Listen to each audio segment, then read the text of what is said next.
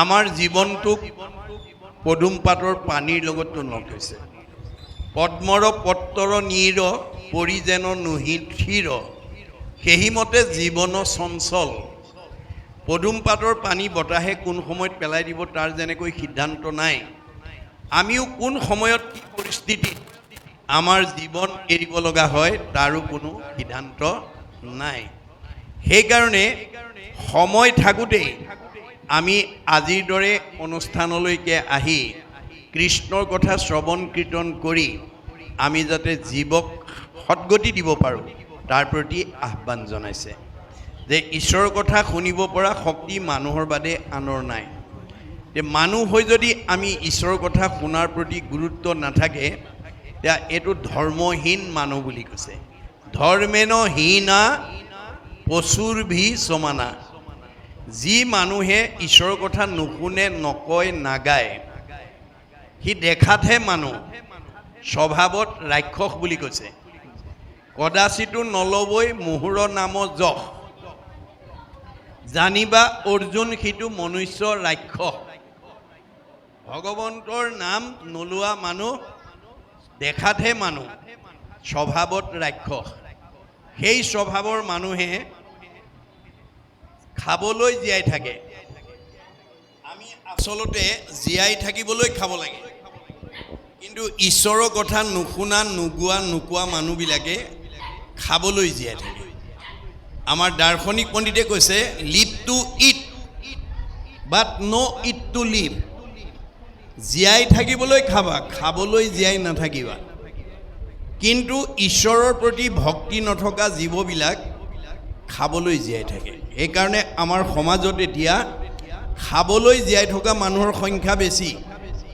জুতিয়ে বুদ্ধিয়ে দিলেই ভাল, নিদিলেই কাল।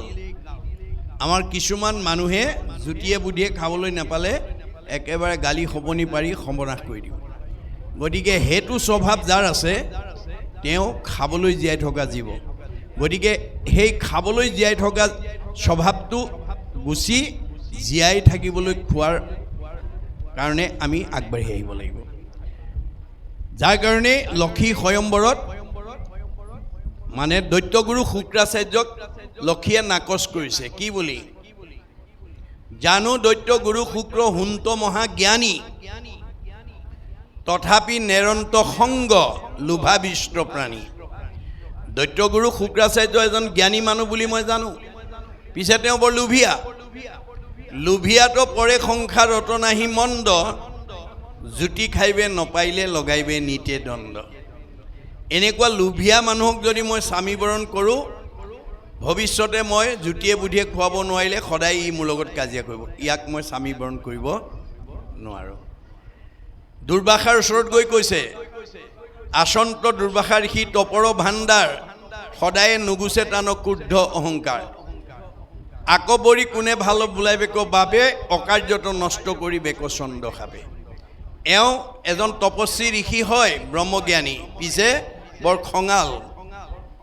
এনেকুৱা খঙাল মানুহক যদি মই স্বামীবৰণ কৰোঁ কেতিয়াবা অকাৰণতে সাপ দি নষ্ট কৰি দিওঁ। গতিকে আমাৰ স্বামীবিলাক বেছি খঙাল হ'ব নালাগে দেই। কাৰোবাৰ খং যদি বেছি আছে কমাব। 3 নম্বৰত পৰশুৰামৰ ওচৰলৈ গৈ কৈছে, আচন্ত পৰশুৰাম হুন্ত ধৰ্মমতী, একোৱে প্ৰাণীত টান নাহি মিত্ৰৱতী।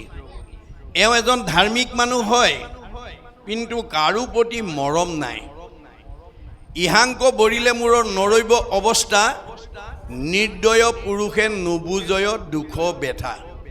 এনেকুৱা মৰম নাইকিয়া মানুহক যদি মই স্বামীবৰণ কৰোঁ, ভাৰ্যাৰ দুখ কষ্টৰ কথা এওঁ উপলব্ধি কৰিব নোৱাৰিব। নাকচ কৰিছে দেই। আমাৰ মৰম থকা ভাৱটো আমাক লাগিব। ভাৰ্যাৰ প্ৰতি স্বামীৰ, স্বামীৰ প্ৰতি ভাৰ্যাৰ স্নেহ থাকিব লাগিব। এইবিলাক আমাৰ ভাগৱতে নিৰ্ণয় কৰি দিছে।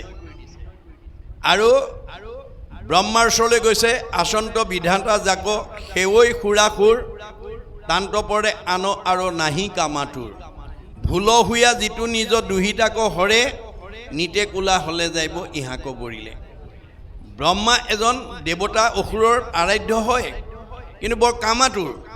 এওঁ কামৰ বশৱৰ্তী হৈ নিজৰ দুহিতাকে তেওঁ হৰণ কৰিবৰ কাৰণে চেষ্টা কৰিছে এনেকুৱা কামুক মানুহক যদি মই স্বামী বৰণ কৰোঁ সদায় কাজিয়া কৰি মানে জীৱন কটাব লাগিব সেইটো নাকচ কৰিছে এনেকৈ প্ৰতিটো বেয়া গুণ নাকচ কৰি কৰি অৱশেষত বিষ্ণুক বৰক স্বামী বৰণ কৰিছে সেইকাৰণে আমাৰ বিষ্ণু স্বৰূপ বৰ বুলি কোৱা হয় গতিকে আমাৰ কোনোবা গাভৰু ছোৱালীয়ে ভাল দৰা বাচিবলৈ হ'লে আগতে ভাগৱত পঢ়ি ল'ব দেই কোনোবা ডেকা ল'ৰাই ভাল ছোৱালী ভাৰ্যা হিচাপে পাবলৈ হ'লে ভাগৱত পঢ়ি ল'ব লাগিব আমাৰ ছোৱালী বা ভাৰ্যাৰ স্বভাৱ কেনেকুৱা হ'ব লাগে ভাগৱতত আছে আৰু এটা ল'ৰাৰ স্বভাৱ কেনেকুৱা হ'ব লাগে কেনেকুৱা ল'ৰাক ভাৰ্যাই স্বামী বৰণ কৰিব লাগে চব কথা ইয়াতে আছে গতিকে ভাগৱত নুশুনা যিমান বিদ্যাৱন্ত ধনৱন্ত শ্ৰীমন্ত নহওক কিম্বা তেওঁ জীৱনশৈলীৰ প্ৰকৃত পথটো বাছি ল'ব নোৱাৰিব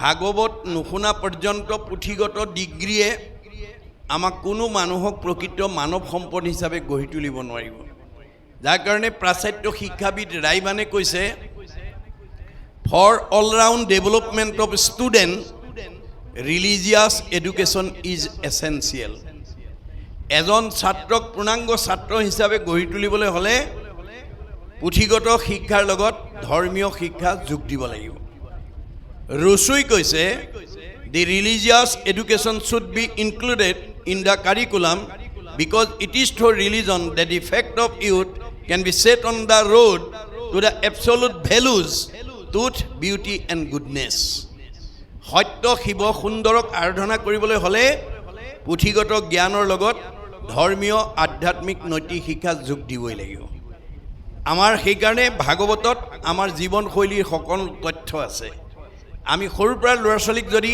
এই ভাগৱত শ্ৰৱণ কৰাব পাৰোঁ তেওঁ সৎ হ'বই তেওঁ ভাল হ'বই তেওঁ ভগৱানৰ প্ৰিয় হ'বই এই তথ্য আমাক ভাগৱতে দি আছে এতিয়া কৈছে যে ভকতিবিহীন যিটো তাৰ ধৰ্ম কৰ্ম যিটো সবে বিধা শাস্ত্ৰৰ সন্মত ভক্তি নোহোৱা মানুহ তাৰ ধৰ্ম কৰ্ম সকলোবিলাক বৃথা পকা ঘৰ বহুত থাকিব পাৰে গাড়ী মটৰ কিনিব পাৰিব দামী পোছাক পিন্ধিব পাৰিব দামী আহাৰ খাব পাৰিব কিন্তু প্ৰকৃত মানুহ নহ'বও পাৰে অৰ্থাৎ গাড়ী মটৰ পকা ঘৰ দুৱাৰ শিক্ষা বিদ্যা দামী পোছাকে আমাক প্ৰকৃত শান্তি দিব নোৱাৰে পকা ঘৰ 10টা বনালোঁ মোৰ শৰীৰটো বেমাৰ নোহোৱাকৈ থাকিব মনটো আনন্দত থাকিব নহ'ব গাড়ী মটৰ পকা ঘৰ দুৱাৰ পাৰ্থিৱ সম্পদে আমাক প্ৰকৃত শান্তি দিব নোৱাৰে সেইকাৰণে ভাগৱতে কৈছে আন যত সবে মিছা ভক্তিৰ অভাৱে আপোনাৰ এই পকা ঘৰ দুৱাৰ গাড়ী মটৰবিলাক যি এই জন্মত ভোগ কৰি আছে সেইটো পূৰ্ব পুণ্যৰ ফলশ্ৰুতিহে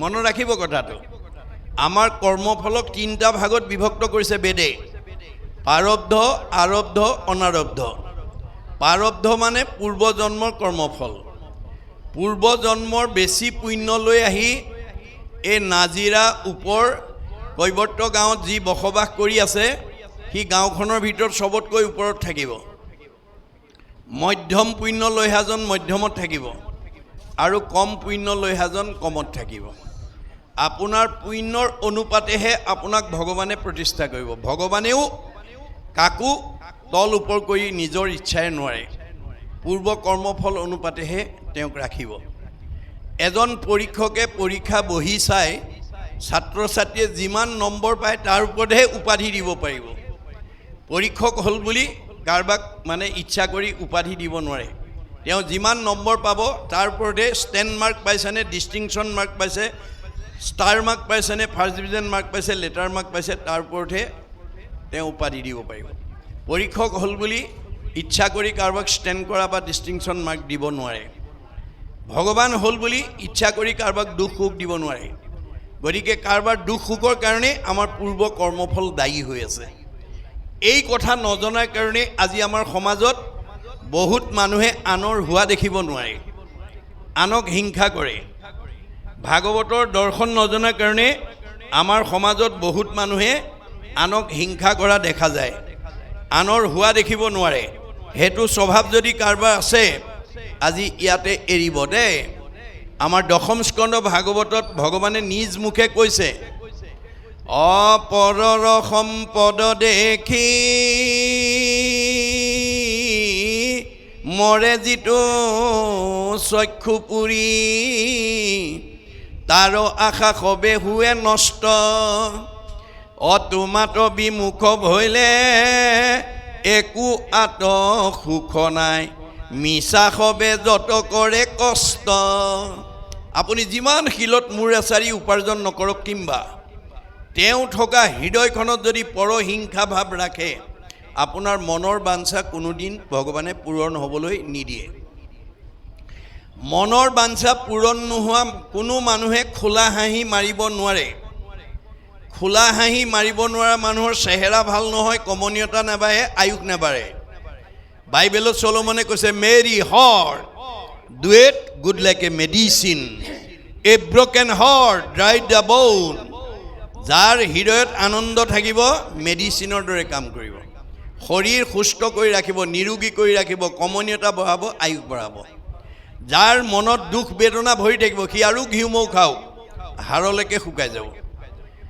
আহাৰে চেহেৰা ভাল কৰিব নোৱাৰে যদি মনটো আনন্দত ৰাখিব নোৱাৰে। সেইকাৰণে কপিলে মাকক কৈছে, মা তুমি জীয়া মানুহৰ দৰে থাকিবলৈ শিকিবা। মাকে কৈছে, বোপাই মৰা মানুহ আছে নি? এই মৰা মানুহৰ সংখ্যাই পৰিয়ালত, সমাজত, পৰিৱেশত বেছি। কোনবিলাক মৰা মানুহ? সাধুৰ সংগে কৃষ্ণ কথা নুশুনে যি নৰ, জীৱন্ততে মৰা সিটো অধম পামৰ। আজিৰ দৰে ভাল মানুহৰ সংগত আহি মনত আনন্দ লগা কথা যি নুশুনে সি মনত বেয়া লগা কথাই শুনিব লাগিব। যাৰ মনটো বেয়া লাগি থাকে সি জীয়াতে মৰা। এতিয়া মাকে ক'লে, বোপাই জীয়া মানুহ হ'বলৈ কি কৰিব লাগিব? মা মূৰ শুনিৰ মল কথা কহন্ত শুনন্ত। মোৰ কথা যদি জানা পৰিয়ালক ক'বা, জীয়াৰী বোৱাৰীক ক'বা, ল'ৰা ছোৱালীক ক'বা, সীমাঘৰীয়াক ক'বা, আলহী অতিথিক ক'বা, ভকত বৈষ্ণৱক ক'বা। যদি নাজানা কাণ পাতি শুনিবা। শ্ৰোতা নহ'লে মা তুমি কোনোদিন বক্তা হ'ব নোৱাৰিবা। আনৰ ভাল কথা শুনাৰ যাৰ ধৈৰ্য নাই সি আনক ভাল কথা কোৱাৰ যোগ্যতা আৰ্জন কৰিব নোৱাৰিব। মোতবিনে চিত্ত আন দেৱত নেদন্ত, মোত বিনে আন দেৱতাত মনোযোগ নিদিবা। কাৰণ ব্ৰহ্মা আদি কৰি জীৱ যত ৰাম ৰাম ৰাম ৰাম ৰাম মায়া সজ্জা মাজে আচয় ঘুমতি যায়। আপুনি মইনো কোন? সৃষ্টিকৰ্তা ব্ৰহ্মা, সংহাৰকৰ্তা শিৱ, পালনকৰ্তা বিষ্ণুকে প্ৰমুখ্য কৰি ৩৩ কোটি দেৱতা ভগৱানৰ মায়াত বন্দী হৈ আছে। তেওঁলোক নিজেই অজ্ঞান আন্ধাৰত আছে। আন্ধাৰত থকা দেৱতাৰ আশ্ৰয় ল'লে কোনোবাই পোহৰ পাব নেকি?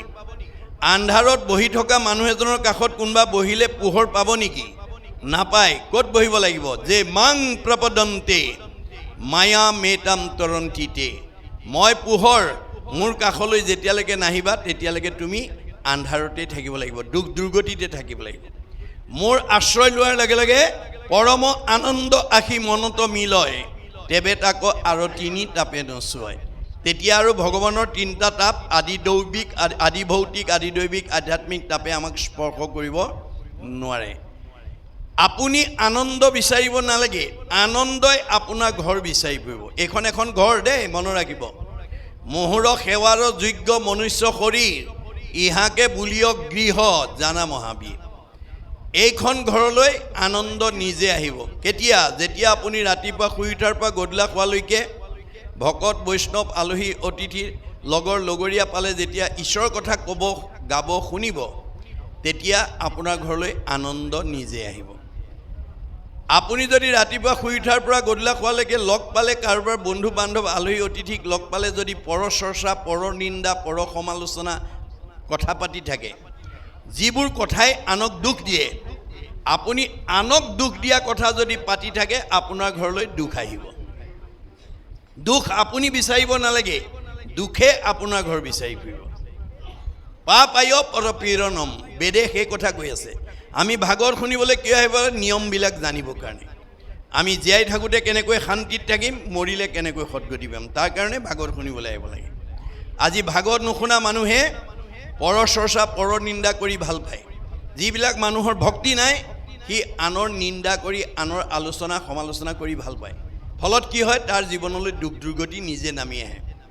গতিকে আপুনি আনক দুখ দিবলৈ গ'লে আপুনি দুখ পাবই। ভগৱানে কৈছে কাক দুখ দিছা? চবতে ময়ে আছোঁ।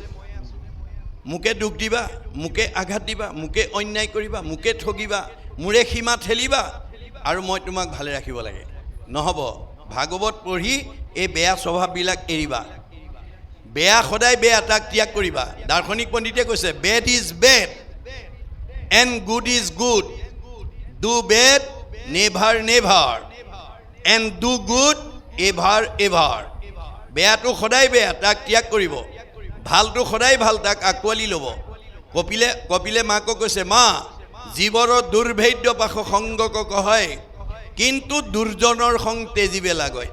মা তুমি জীৱনত যদি ভাল মানুহ হ'ব খুজিছা, বেয়া মানুহৰ সংগ ত্যাগ কৰিবা। সেহি সংগ নিতে যদি কৰে সাধুত, মুখ্যৰ দুৱাৰ দেৱে শুৱে মুকুট। আজি আপোনালোক চব সাধু হৈ আছে দেই। আজিৰ দৰে সাধুৰ সংগলৈ যদি আমি এক ক্ষণ 4 মিনিট, মনত ৰাখিব, আমি 24 ঘণ্টাৰ ভিতৰত 4 মিনিট সময় যদি আমাৰ ঘৰৰ প্ৰতিজন সদস্যই যদি ঈশ্বৰৰ কথা ক'ব, গাব, শুনিব পাৰে, তেতিয়া সেইখন ঘৰ শান্তিত থাকিব, সেইকেইটা জীৱ উদ্ধাৰ হ'ব। আমাৰ এতিয়া বহুত মানুহ আছে 4 মিনিট সময়ো ঈশ্বৰৰ কথা শুনিবলৈ, ক'বলৈ, গাবলৈ সময় নাই।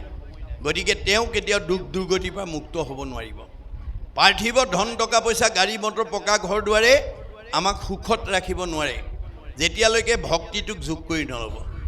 নহ'লে চব ধনী মানুহবোৰ সদায় হাঁহি থাকিলেহেঁতেন, চব ধনী মানুহৰ পৰিয়ালত কোনো হাই কাজিয়া নহ'লহেঁতেন, চব ধনী মানুহবিলাক নিৰোগী হৈ থাকিলেহেঁতেন। কিন্তু আমি যদি এতিয়া চাওঁ, বহুত ধনী মানুহৰ ধনে ধানে টকাই পইচাই গাড়ীয়ে মটৰে আছে, মুখত হাঁহি নাই, অন্তৰত শান্তি নাই, শৰীৰ বেমাৰ মুক্ত নহয়। কিহে পালে বাৰু? চব থাকিও যাৰ মুখত হাঁহি নাই, তাৰ ভক্তি নাই। মনত ৰাখিব কথাটো।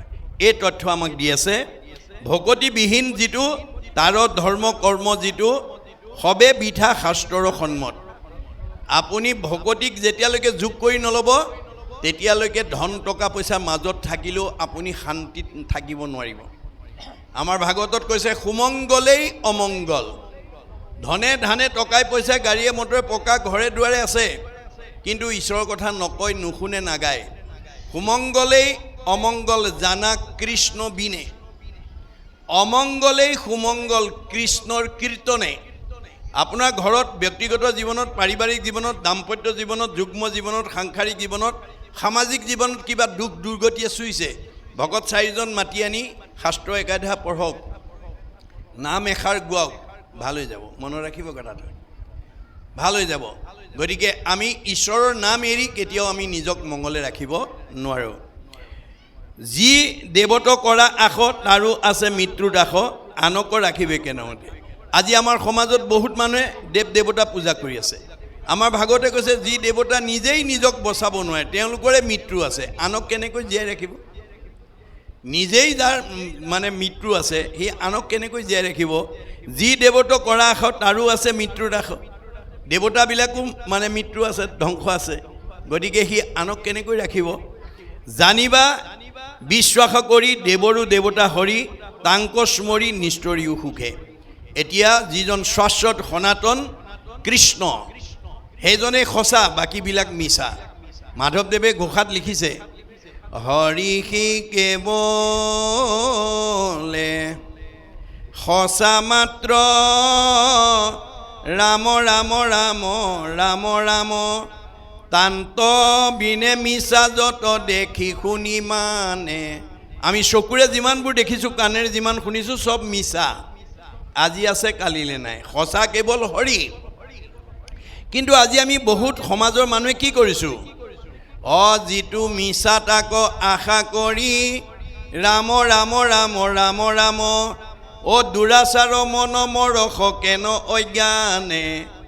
মনটোক সদাচাৰ কৰিব নোৱাৰে কাৰণে দুৰাচাৰ মনৰ কবলত পৰি আজি আমাৰ বহুত উঠি অহা প্ৰজন্মই নাখাবলগীয়া খাইছে, নকৰিবলগীয়া কাম কৰিছে, নাযাবলগীয়া ঠাইলৈ গৈছে, যাৰ কাৰণে ভগৱানে দিয়া 100 বছৰ ভোগ কৰিবলৈ নোপোৱাকৈ আমাৰ মাজৰ পৰা বিদায় লৈছে। আমাৰ ভাগৱতত নিয়ম বান্ধি দিছে, সদাচাৰ বান্ধি দিছে। ভাগৱত শুনি আমি যদি সদাচাৰ মানি চলোঁ, আয়ুস বঢ়াব পাৰিব। আমাৰ গুৰুজনৰ দিনত কেইবাজনো আটা পুৰুষে শংকৰ মাধৱৰ ওচৰত ভাগৱত ব্যাখ্যা শুনিছিল, কিন্তু তেওঁলোকৰ এটা চাৰিত্ৰিক বৈশিষ্ট্য আছিল। গুৰুতকৈ শিষ্য সিয়ান, খুচৰি খুচৰি লয় জ্ঞান। নজনা কথাবিলাক চব শিকি ল'লে। শিকাওঁতা মাধৱদেৱ 107 বছৰ জীয়াই থাকিলে, শিকাওঁতা শংকৰদেৱ 120 বছৰ জীয়াই থাকিলে। তেওঁলোকৰ পৰা শিক্ষা লোৱা বদলা আটা 130 বছৰ, ৰাম আটা 140 বছৰ, মথুৰা দাস আটাই 151 বছৰলৈ আয়ুস বঢ়ালে। এতিয়া এই ভগৱানে দিয়া বয়স আমাৰ চবৰে 100 বছৰহে। মনুষ্যৰ আয়ুসত বৰিষ সংখ্যা কাকো কমাই দিয়া নাই। তৎসত্ত্বেও আমাৰ বহুত মানুহ 100 বছৰ ভোগ কৰিবলৈ নোপোৱাকৈ গুচি গৈছে। কিয়? ভাগৱতৰ সদাচাৰ নামানাৰ কাৰণে। মনত ৰাখিব সদাচাৰ। আমাৰ 8 প্ৰকাৰ সদাচাৰ: কায়ৰ সদাচাৰ, বাক্যৰ সদাচাৰ, মনৰ সদাচাৰ, গমন সদাচাৰ, শৌচ সদাচাৰ, অন্ন সদাচাৰ, স্নান সদাচাৰ, শয়ন সদাচাৰ। এই 8 প্ৰকাৰ সদাচাৰ আমাৰ প্ৰত্যেক ঘৰৰ পৰিয়ালে যাতে মানি চলিব পাৰে, তাৰ প্ৰতি আপোনালোকে জ্যেষ্ঠসকলে চকু দিব লাগিব। কায়ৰ সদাচাৰ মানে ত্ৰাণ দান ৰক্ষণত ব্যৱহাৰ কৰিব লাগিব, আনৰ উপকাৰ কামত যাতে আমি শৰীৰটো প্ৰয়োগ কৰিব পাৰোঁ। বাক্যৰ সদাচাৰ: সত্য, প্ৰিয়, হিত।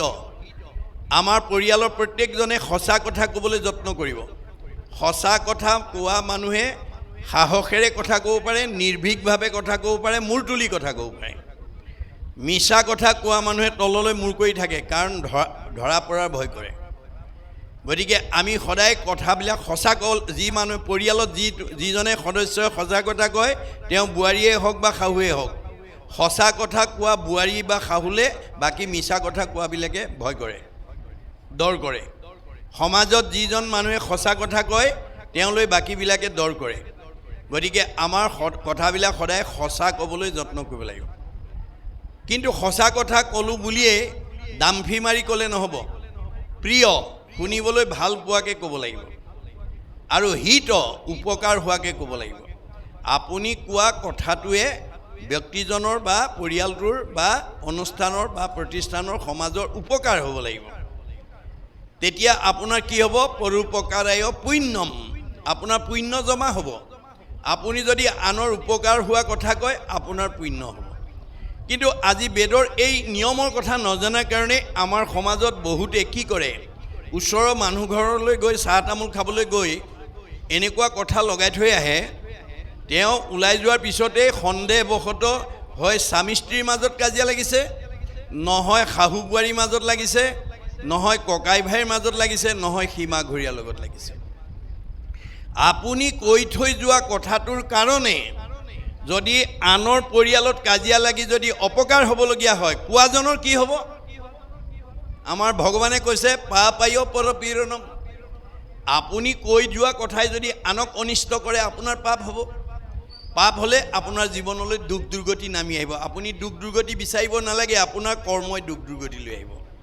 সেইকাৰণে আমি কথা কওঁতে সাৱধান হ'ব লাগিব, যাতে মোৰ কথাটোৱে যাতে আনক আঘাত দিব লগা নহয়। কাক দিব? চবতে ভগৱান আছে, চবতে ভগৱান আছে। আপুনি দেহ ধৰ্ম এৰি আত্মা ধৰ্ম ল'ব লাগিব। আজি আমাৰ পৰিয়ালত দেহ ধৰ্ম লৈ থকাৰ কাৰণে কথা ক'ব নাজানে।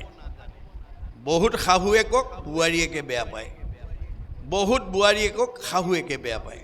কাৰণ শাহু হিচাপে বোৱাৰীজনীক নিজৰ ছোৱালীৰ দৰে মৰম কৰি কেনেকৈ ব্যৱহাৰ কৰিব লাগে তাক নজনাৰ কাৰণে বহুত শাহুৱেকক বহুত বোৱাৰীয়েকে বেয়া পায়।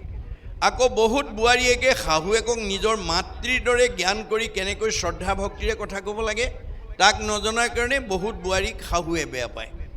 বহুত দেউৰেকক নবৌয়েকে বেয়া পায়, বহুত নবৌয়েকক দেউৰেকে বেয়া পায়, বহুত ননন্দীক নবৌয়েকে বেয়া পায়, বহুত নবৌয়েকক ননন্দীয়ে বেয়া পায়, ইত্যাদি ইত্যাদি। কিয়? ভাগৱতৰ নিয়ম নাজানে, সদাচাৰ নাজানে দেই। সদাচাৰ কথা কোৱাৰ নিয়ম নাজানিলে আপুনি ঘৰত কেতিয়াও শান্তিত থাকিব নোৱাৰিব। কথাই আমাৰ পৰিয়ালত বিশৃংখল বা কাজিয়াৰ সৃষ্টি কৰিব পাৰে। সেইকাৰণে আমাৰ কথা কোৱাৰ নিয়ম কি বুলি কৈছে? সত্য, প্ৰিয়, হিত। আপুনি কোৱা কথাটোৱে আনৰ উপকাৰ কৰিব লাগিব, অপকাৰ কৰিব নালাগিব। উপকাৰ কৰাৰ লগে লগে আপোনাৰ পুণ্য হ'ব। পৰোপকাৰায় পুণ্যম, আনৰ উপকাৰ হোৱা কথা কোৱাৰ লগে লগে আপুনিও পুণ্যৰ অংশীদাৰ হৈ গ'ল। এই নিয়ম আমি জানিব লাগিব দেই। বাক্যৰ সদাচাৰ, গমন সদাচাৰ আমাৰ ভৰিকেইটা যাব দিছে ভগৱানে দিলে বুলিয়ে অগম্যা গমন কৰিলে নহ'ব আমাৰ সীমা বান্ধি দিছে গুৰুজনাই হেৰা তোমাক ভৰিকেইটা দিছোঁ বুলি তুমি য'তে ত'তে নাযাবা প্ৰথম কলি থকা ঠাইলৈ নাযাবা কলি ক'ত থাকে পৰীক্ষিতে কলিক নিগ্ৰহ কৰোঁতে প্ৰধানকৈ 4টা ঠাই দিছে নিৰপতি বুলন্দ কলি টুকত দিলোঁ স্থান জড়িত খেলে জুৱা পাশা কৰে মদ্যপান স্ত্ৰী পঞ্চসোণা গৃহস্থৰ থাকে জড়িত এই 4 স্থান দিলোঁ বঞ্চগৈয়া তৈত এই 4টা থান দিছে মানে মদ ভাং খোৱা জুৱা পাশা খেলা পৰস্ত্ৰী আসক্ত হিংসা ধৰ্ম এইবিলাকত আমি যাব নালাগে আপুনি যদি তালৈ যায় ভক্তি বেবিচাৰ হ'ব আকৌ কৈছে অন্য দেৱী দেও নকৰিবা সেও এখন বেৰ গৃহ নপখিবা তাৰ দুখন বেৰ মূৰ্তিকো নাচাইবা 3খন বেৰ প্ৰসাদো নাখাইবা 4খন বেৰ ভক্তি হইব বেবিচাৰ আমাৰ ভৰিকেইটা দিলে বুলি যদি আমি এই বেৰ ভাঙি যাওঁ আমাৰ ভক্তি বেবিচাৰ হ'ব তাৰ কাৰণে ঈশ্বৰক দুখিলে নহ'ব আপোনাৰ কৰ্ম দুখত আপুনি দুখ কষ্ট ভোগ কৰিব লাগিব ভক্তি বেবিচাৰ কৰি কোনেও জীৱনত শান্তি উন্নতি কৰিব নোৱাৰে আমাক নিয়ম বান্ধি দিছে দেই মনত ৰাখিব গমন সদাচাৰ শৌচ সদাচাৰ আমি গা ধুব লাগে বুলি পাচাব পায়খানা কৰি গা ধুব লাগে চাবোন লৈ মাটি পানী লৈ তেতিয়া বাহিৰ শুদ্ধ হ'ব আৰু ভিতৰো শুদ্ধ কৰিব লাগিব আপুনি গা ধুওঁতে গৰম হ'ল বুলি ঢলঢলকৈ পানী ঢালিলেই নহ'ব পানী ঢালি থাকোঁতেও আপুনি জয় গুৰু শংকৰ সৰ্বগুণাকৰ যা কেৰি নাহিকে উপাম তুহাৰী চৰণে ৰেণু শতকোটি বাৰ একো কৰোঁ প্ৰণাম দৰশিত সুন্দৰ গৌৰ কলে বৰ জৈষণ সুৰপৰ কাষ সকল সভাসদ ৰঞ্জন যা কেৰি দৰ্শনে পাপ বিনাশ আপুনি গুৰু বন্দনা গাই আছে ঘোষা গাই আছে গাও ধুই আছে বাহিৰো চফা হ'ব ভিতৰো চফা কিন্তু সকলো পবিত্ৰতাৰ ভিতৰত আসল পবিত্ৰতা কাক কৈছে বেদে সৰ্বেশাম এব শৌচানাম অৰ্থ শৌচম পৰম স্মৃতম সকলো পবিত্ৰতাৰ ভিতৰত অৰ্থৰ পবিত্ৰতা সৰ্বশ্ৰেষ্ঠ আমাৰ বহুত গাঁৱত বহুত সমাজত মানে সভাপতি সম্পাদক কৰি কমিটি গঠন কৰি অনুষ্ঠান পাতে মানুহে দান বৰঙণিও দিয়ে অনুষ্ঠানটো ধুনীয়াকৈ পাতে কিন্তু অনুষ্ঠান শেষ হোৱাৰ পিছত ৰাহি পইচাকেইটাৰ হিচাপটো সভাপতি সম্পাদকে নিদিয়ে মনত ৰাখিব কথাটো যি সভাপতি সম্পাদকে ৰাহি পইচাৰ হিচাপকেইটা নিদিয়ে তেওঁ পাপত পৰি গ'ল আৰু তেওঁ মায়াত পৰি গ'ল মনত ৰাখিব তেওঁ নিজেও সমাজৰ ওচৰত মানে হেয়জ্ঞান হৈ যাব আৰু তেওঁ অনাগত দিনত সেই অনুষ্ঠান আৰু তেওঁ আগবঢ়াই নিব নোৱাৰিব তেওঁক মানুহে কেতিয়াও দান বৰঙণি নিদিব আমাৰ অনুষ্ঠান কেনেকুৱাকৈ আমি পাতিবলৈ মানে চেষ্টা কৰিব লাগে যে মই এই অনুষ্ঠানটো এনেকৈ আগুৱাই নিম ভাগৱত পাঠ ব্যাখ্যা অনুষ্ঠান 25 বছৰত ৰূপালী জয়ন্তী পাতিম 50 বছৰত সোণালী জয়ন্তী পাতিম 60 বছৰত মই হীৰক জয়ন্তী পাতিম 75 বছৰ বয়স হ'লে মহাৰজত জয়ন্তী পাতিম আৰু 100 বছৰত ভৰি দিলে শতবাৰ্ষিকী পাতিম এই পৰিকল্পনাৰে আপুনি যদি যিকোনো অনুষ্ঠান এটা যদি আগুৱাই নিব পাৰে তেতিয়াহ'লে আপুনি মৰিও অমৰ হৈ থাকিব মনত ৰাখিব কথাটো আপোনালোকৰ এইখন গাঁৱত বহুত মানুহ মৰিও অমৰ হৈ থাকিব যদি এই ভাগৱতৰ আদৰ্শৰে কাম কৰিব পাৰে আমাৰ একাদশ স্কন্ধ ভাগৱতত কৈছে কৃষ্ণ বৈকুণ্ঠপ্ৰায়ণ হোৱাৰ লগে লগে গোটেই দ্বাৰকা নগৰখন সাগৰত ডুব গ'ল কিন্তু ৰুক্মিণী মন্দিৰটো আজি কোপতি সাগৰৰ মাজত জিলিকি আছে আৰু বহুত মানুহে সেই মন্দিৰ চাই অহা ভকতো আমি লগ পাইছোঁ কিন্তু বেদৰ দৰ্শন মহাপুৰুষৰ দৰ্শন আমাৰ ভাগৱতৰ দৰ্শন যে এতিয়া আমি সাগৰৰ মাজৰ ৰুক্মিণী মন্দিৰ বিচাৰি ফুৰিলে নহ'ব নাজিৰা ওপৰ কৈবৰ্ত গাঁৱত জন্মগ্ৰহণ কৰি গাঁওখনৰ কাৰণে সমাজখনৰ কাৰণে উঠি অহা প্ৰজন্মৰ কাৰণে অনুষ্ঠান প্ৰতিষ্ঠানৰ কাৰণে আপুনি কি ভাল কাম কৰি থৈ গ'ল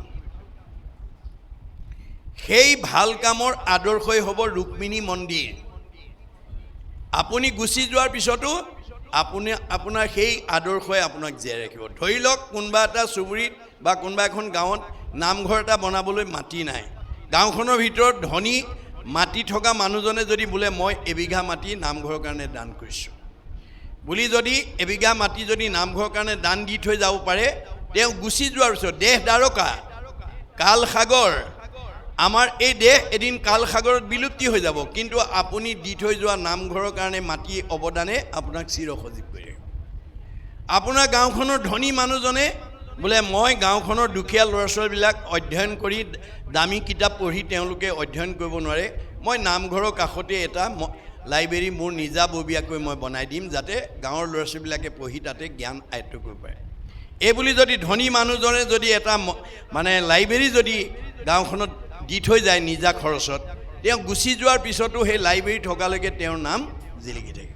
মনত ৰাখিব, শংকৰ মাধৱ আজি আমাৰ মাজত কায়িকভাৱে নাই, মহাত্মা গান্ধী নাই, জ্যোতিপ্ৰসাদ আগৰৱালা নাই, ৰাভাদেৱ নাই, সুধাকণ্ঠ ভূপেন হাজৰিকা নাই, কিন্তু তেওঁলোকে সমাজৰ কাৰণে দহৰ কাৰণে যি অৱদান দি থৈ গ'ল, সেই অৱদানে আজি তেওঁলোকক জীয়াই ৰাখিছে। গতিকে আমাৰ ভাগৱতে এই কথা কৈ আছে যে আমি নিয়ম নীতিৰ মাজেদি নিজেও চলক, সমাজখনকো আগবঢ়াই নিয়ক, তেতিয়া আপুনিও প্ৰতিষ্ঠা হ'ব, সমাজৰো উপকাৰ হ'ব, আপোনাৰ জীৱই সদগতি পাব। এই সদাচাৰবিলাক মানিব লাগিব। গতিকে শৌচ সদাচাৰ, তাৰপিছত অন্ন সদাচাৰ। আমাৰ অন্ন সদাচাৰটো আমাৰ বিশেষকৈ আইসকলে গুৰুত্ব দিব লাগিব। আপোনালোকে বিবাহিত আইসকলে জানে যে বিবাহৰ দিনাখন ভাগৱতক আৰু ভকতক সাক্ষী কৰি বৰে কইনাক 7টা প্ৰতিজ্ঞাত প্ৰতিজ্ঞাবদ্ধ কৰাইছিল। তেওঁলোকৰ দাম্পত্য জীৱন, যুগ্ম জীৱন, সাংসাৰিক জীৱন ভালকৈ আগুৱাই নিবৰ কাৰণে 7টা প্ৰতিজ্ঞাত প্ৰতিজ্ঞাবদ্ধ কৰাইছিল, যাক সপ্তপদী গমন বুলি কোৱা হয়। তাৰ প্ৰথম প্ৰতিজ্ঞাটো কিহৰ ওপৰত কৰাইছিল? অন্ন লাভৰ কাৰণে তুমি প্ৰথম খোজ আগবঢ়োৱা। এতিয়া আইগৰাকীয়ে কৈছিল, আজিৰ পৰা ধন ধান অন্ন ব্যঞ্জন আদি মোৰ অধীন হ'ব, সেই অৰ্থে মই প্ৰথম খোজ আগবঢ়াইছোঁ বুলি সোঁ ভৰিখন উত্তৰ দিশলৈ এখোজ আগবঢ়াইছিল। 7টা প্ৰতিজ্ঞাৰ ভিতৰত অন্নৰ ওপৰত কিয় প্ৰাধান্য দিছে, অগ্ৰাধিকাৰ দিছিল? আমাৰ শাস্ত্ৰত কৈছে যে বিবাহিত কন্যাগৰাকীয়ে পৰৱৰ্তী সময়ত স্বামীকে প্ৰমুখ্য কৰি ঘৰৰ পৰিয়ালবৰ্গ, আলহী অতিথি, ভকত বৈষ্ণৱক অন্ন আদি খাদ্যবস্তু প্ৰস্তুত কৰি খুৱাব। আইগৰাকীয়ে প্ৰস্তুত কৰি খোৱা দ্ৰব্যৰ পৰা আমাৰ প্ৰত্যেকৰ শৰীৰত 7 ধাতু সৃষ্টি হ'ব। অন্ন খালে প্ৰথমতে ৰস, ৰসৰ পৰা তেজ, তেজৰ পৰা মাংস, মাংসৰ পৰা মেদ, মেদৰ পৰা হাড়, হাড়ৰ পৰা মজ্জা, মজ্জাৰ পৰা শুক্ৰ, শুক্ৰৰ পৰা সন্তান হ'ব। অন্ন শুদ্ধ হ'লে ব্ৰহ্ম শুদ্ধ হ'ব, আৰু ব্ৰহ্ম শুদ্ধ হ'লেহে সতী সন্তান শুদ্ধ হ'ব। এতিয়া আমাৰ আইসকলে অন্ন শুদ্ধ কৰিবৰ কাৰণে কেনেকৈ ৰন্ধন কৰিব লাগিব? আমাৰ গীতা ভাগৱতত উল্লেখ আছে, জলপুষ্প ফলমূল খাদ্যদ্ৰব্য যত অন্ন আদি কৰি সবে অৰ্পিব কৃষ্ণত, সবে কৃষ্ণত পৰ জানিবা নিশ্চয়, অৰ্পণা নভলে কিছু ফল নধৰয়। আমাৰ ৰান্ধিবলৈ নিয়া চাউল মুঠি ধোৱাৰ আগতে এমুঠি চাউল হাতত তুলি লৈ গুৰুদেৱ নাম ভকতত লাগিবৰ্থে বা ভগৱন্তত লাগিবৰ্থে অৰ্পণ কৰা হ'ল কৃষ্ণ। এই বুলি আমাৰ প্ৰত্যেক সংঘ, অনাসংঘ, বামুণীয়া, কীৰ্তনীয়া, সত্ৰ, সমাজ বুলি কথা নাই। গৃহস্থী মাত্ৰেই আইসকলে অন্ন তৈয়াৰ কৰোঁতে এমুঠি চাউল ঈশ্বৰত অৰ্পণ কৰি লৈ বাকীখিনি ভক্তিভাৱে ধুই সুন্দৰকৈ বনাব লাগিব, আৰু খাবলৈ দিওঁতেও কৃষ্ণ মন্ত্ৰ উচ্চাৰণ কৰি দিব লাগিব।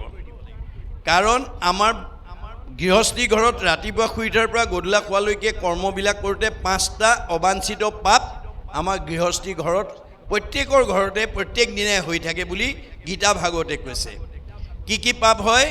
কন্দনি, পেশনি, চুলি, কলসী, মাৰ্জনী। গৃহস্থৰ পঞ্চ হিংসা সিজে ৰাতি দিনি। ৰাতিপুৱা শুই উঠাৰ পৰা গধূলা খোৱালৈকে কামবিলাক কৰোঁতে এই 5টা পাপ অবাঞ্ছিতে সিদ্ধ হয়। কন্দনি মানে ঢেঁকী বা মিক্সাৰত জা জলপান প্ৰস্তুত কৰোঁতে ব্ৰহ্ম হত্যা হয়, তাত এটা পাপ লাগে। পেশনি মানে পতাত মছলা পিছা, সৰিয়হ পিছা, আদা পিছা, জলকীয়া পিছা, নহৰু পিছা কৰি অন্ন তৈয়াৰ কৰোঁতে তাতো ব্ৰহ্ম হত্যা হয়, তাতো পাপ লাগে। চুলি মানে জুহালত বা গেছত বা ৰন্ধনশালাত অন্ন তৈয়াৰ কৰিলে তাত ব্ৰহ্ম হত্যা হয়, তাতো পাপ লাগে। কলসী, কলহ বা কোনো পাত্ৰত পানী আনিলে চকুৰে মনিব নোৱাৰা জীৱাণু আহে, গৰম কৰি মাৰি পেলোৱা হয়, তাতো ব্ৰহ্ম হত্যা হয়, তাতো পাপ লাগে। মাৰ্জনী ঠাইঘৰ সাৰোঁতে মচোঁতে সূতা বাঢ়নি জাৰুত লাগি চকুৰে মনিব নোৱাৰা পোক পৰুৱা মৰে, হাতেৰে মচি আনোতে মনিব নোৱাৰা পোক পৰুৱা মৰে। তাতো ব্ৰহ্ম হত্যা হয়, তাতো পাপ লাগে। তাৰ দুখে গৃহবাসী স্বৰ্গক নাযায়। এই 5টা দুখৰ কাৰণে আমাৰ ঘৰখনত বাস কৰি থকা জীৱকেইটা বৈকুণ্ঠত দূৰৰ কথা স্বৰ্গলৈকে যাব নোৱাৰে। কৃষ্ণ অৰ্থে কৰি পুনু মুকুতিক পাৱে। আইগৰাকীয়ে যদি কৃষ্ণ সংস্কৃতি অৱলম্বন কৰি অন্ন তৈয়াৰ কৰিব পাৰে, খাবলৈ দিব পাৰে, তেতিয়াহ'লে সেই 5টা দুখে সেই পৰিয়ালটোক স্পৰ্শ কৰিব নোৱাৰে। কাৰণ হৰিনাম হুতাসন, পাপ সুখান বন, খনেকতে দহি কৰে চন। কৃষ্ণ বুলি চাউলমুঠি থোৱাৰ লগে লগে কৃষ্ণ নাম জুইৰ লগত তুলনা কৰিছে। শুকান বনত জুই লাগিলে যেনেকৈ তৎক্ষণাৎ পুৰি নাইকিয়া হৈ যায়, আইগৰাকী মুখৰ কৃষ্ণ শব্দটোৱে সেই সময়লৈকে হোৱা পঞ্চশুনা পাপবিলাক পুৰি পেলায়। খাবলৈ দিওঁতেও কৃষ্ণ মন্ত্ৰ দিব লাগে। কৃষ্ণ খাওক বুলি নোকোৱাকৈ যদি ধুনীয়াকৈ ৰন্ধন প্ৰকৰণ কৰি খাওক বুলি কৈ থৈ আহে, তেতিয়া সেইটো দ্ৰব্য অপবিত্ৰ হয়। কৃষ্ণ মন্ত্ৰহীন দ্ৰব্য মতি তাৰ দুষ্টা, অন্ন জল সুৰা তাৰ কুকুৰৰ বিষ্টা। আমাৰ মানে পুৰাণ পাতাল খণ্ডত এই কথা কৈছে। আইগৰাকীয়ে যিকোনো খোৱা বস্তু দিওঁতে কৃষ্ণ খাওক বুলি ক'ব লাগে। কৃষ্ণ শব্দটো কোৱাৰ লগে লগে পাপবিলাক নাইকিয়া হৈ যায়। কৃষ্ণ খাওক বুলি নোকোৱাকৈ দিয়া দ্ৰব্যটো প্ৰদূষণযুক্ত হৈ থাকে, পঞ্চশুনা পাপ তাত লাগি থাকে। যিমান ধুনীয়াকৈ বনাওক, সি কুকুৰৰ বিষ্টা তুল্য অপবিত্ৰ বুলি কৈছে। কুকুৰৰ বিষ্টাৰ লগত কিয় তুলনা কৰিছে? গৰুৰ গোবৰুৱাই খায়, কুকুৰৰ বিষ্টা একোৱেই নাখায়। এতিয়া আইসকলে এই ক্ষেত্ৰত সজাগ হ'ব লাগিব। আপোনালোকে কাৰোবাক দেখুৱাবৰ কাৰণে কিবা নহয়, আপোনালোকে থওঁতে এদিন টেকেলিটো ভৰ্তি হৈ যাব। সেই চাউলটো আপুনি বিক্ৰী কৰি তাৰ পইচাটো হয় আপোনাৰ ঘৰৰ কিবা গুৰুগৃহ বা কোনো ভাল কামত বা গাঁৱৰ অনুষ্ঠান প্ৰতিষ্ঠানলৈ আপুনি আগবঢ়াই দিব, বা দুখীয়া কোনো মগনীয়াক আপুনি সহায় কৰিব, তাতো আপোনাৰ পুণ্য হ'ব। গতিকে আপোনাৰ দুই ফালৰ পৰা পুণ্যৰ আমি অৰ্জন কৰিব পাৰোঁ। এই নীতি আদৰ্শৰে আমাৰ আইসকলে মানে অন্ন সদাচাৰটো ৰাখিব লাগিব। শয়ন সদাচাৰ। আমাৰ আজি সমাজত বহুত মানুহ শুবও নাজানে, উঠিবও নাজানে। শুব আৰু উঠিব নজনা মানুহৰ সংখ্যাই বেছি। আমি কেনেকৈ শুব লাগে? এতিয়া গৰম দিনত ফেন চলি আছে, কোমল বিচনা আঁঠুৱা তৰি থৈছে, প্ৰটিনযুক্ত আহাৰ পেট ভৰাই খাইছে আৰু একদম দপংকৈ গৈ বিচনাত পৰিয়ে দিছে। সেইটো যদি অভ্যাস আছে আজিৰ পৰা এৰিব দেই। আপুনি টোপনি ধৰিল বুলিয়ে, কোমল বিচনাখন পাৰি থৈছে বুলিয়ে, ফেনখন ঘূৰি আছে বুলিয়ে ঘপকৈ গৈ বিচনাত শুই নিদিব। আমি কেনেকৈ শুব লাগে মাধৱদেৱে ঘোষাত লিখিছে। দুস্বপ্ন নাশন ইটো মাধৱ নাম, দুষ্ট গ্ৰহ ভয় বিনাশন, পৰম সম্পদৰ ৰূপ জানি মাধৱৰ নাম, সৰ্বদায়ে কৰিও কীৰ্তন। আমি ভগৱান মহাপুৰুষ মাধৱদেৱে জীৱ তৰিবৰ কাৰণে লিখা 1000 এফাকি ঘোঁৰা, যাক নাম ঘোষা বুলি কয়, যিখন শাস্ত্ৰ পৃথিৱীৰ ধৰ্মশাস্ত্ৰৰ ভিতৰত সৰ্বশ্ৰেষ্ঠ বুলি কৈছে। পৃথিৱীতো ধৰ্মশাস্ত্ৰ আছে যত সবাহাৰে সাৰ আছে ঘোষাৰ মধ্যত। আপুনি জীৱন্ত অৱস্থাত যদি 1000 এফাকি ঘোষাৰ তত্ত্ব আয়ত্ব কৰিব পাৰে, পৃথিৱীত এনেকুৱা দ্বিতীয় ব্যক্তি নোলাব যিজনে আপোনাক তৰ্কযুদ্ধত পৰাস্ত কৰিব পাৰিব। সমস্ত শাস্ত্ৰৰ যুক্তি ঘোষা শাস্ত্ৰত আছে। গতিকে আপুনি এটা ঘোষা নোগোৱাকৈ শুব নালাগে। কেতিয়াবা আপোনাৰ পাৰিবাৰিক জীৱন, দাম্পত্য জীৱন, যুগ্ম জীৱন, সাংসাৰিক জীৱন, সামাজিক জীৱনৰ কিবা প্ৰতিক্ৰিয়াই মনত এনেকৈ প্ৰভাৱ পেলায় যে বিচনাত শুই থাকোঁতে টোপনি নাহে, ছাতি পুতি লাগি থাকে, বহুত সময়লৈকে টোপনি নাহে।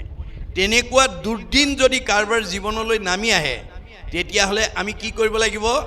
আপোনাৰ যিমান ঘোষা মুখস্থ আছে, যিমান কীৰ্তন মুখস্থ আছে, যিমান বৰগীত মুখস্থ আছে, যিমান দিহানাম মুখস্থ আছে, এফালৰ পৰা গাই যাওক, গাবলৈ যত্ন কৰক। অতি কম সময়ৰ ভিতৰতে চাউণ্ড স্লিপ, মধুৰ টোপনি আহি যাব। মনত ৰাখিব কথাটো। এয়া আমাৰ ঔষধ দিছে মহাপুৰুষসকলে। আমাৰ সমাজত বহুত মানুহ উঠিবও নাজানে, সাৰ পালে চকু মোহাৰি জাপংকৈ নামি আহে, কিন্তু কামৰ ধান্দাত নামি আহে। তেনেকুৱা স্বভাৱ আছে যদি আজিৰ পৰা এৰিব। আমি কেনেকৈ উঠিব লাগে আমাৰ ভাগৱতত গুৰুজনাই বৰ্ণনা কৰিছে।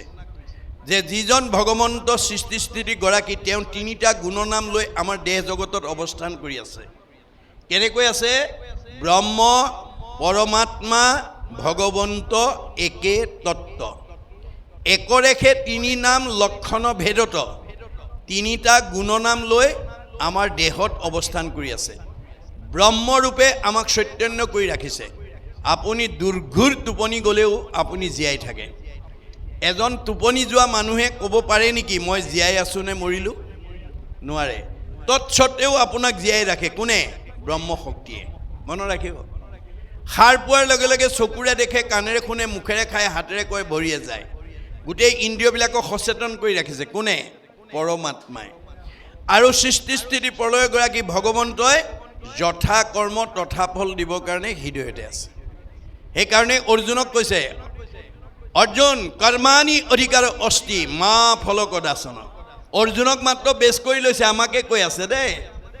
গতিকে অৰ্জুনক কি বুলি কৈছে? আৰু হেৰা শুনা তুমি একবিনে নহ দুই অবিদ্যা মায়াত ভিন্ন দেখি।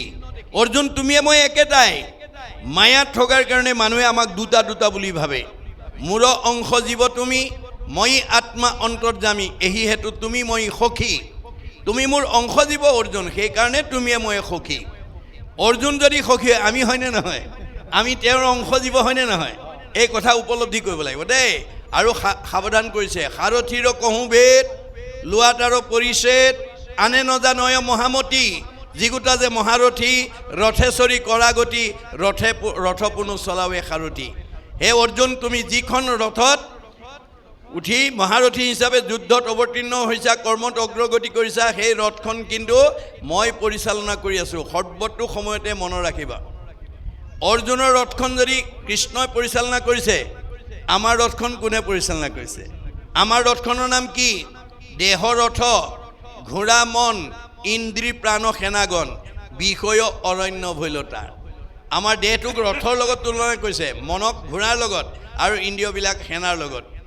আজি আমাৰ মানুহবিলাক যিজন থকাৰ কাৰণে চকুৰে দেখিছোঁ, কাণেৰে শুনিছোঁ, মুখেৰে খাইছোঁ, হাতেৰে কৰিছোঁ, ভৰিৰে গৈছোঁ, সেইজনৰ কথা শুনিবলৈ, সেইজনৰ কথা ভাবিবলৈ, সেইজনৰ কৰ্ম কৰিবলৈ আমাৰ বহুতৰ সময় নাই।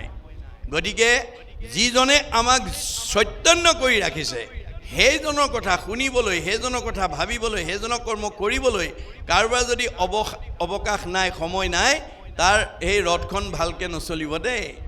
ঘূণে ধৰিব। কেনেকৈ? অৰ্শ, গুল্ম, পিত্ৰ, কেঁচুমূৰীয়া, মূৰৰ বিষ, পেটৰ বিষ, দাঁতৰ বিষ, কঁকাল বিষ, কাৰ কি আছে?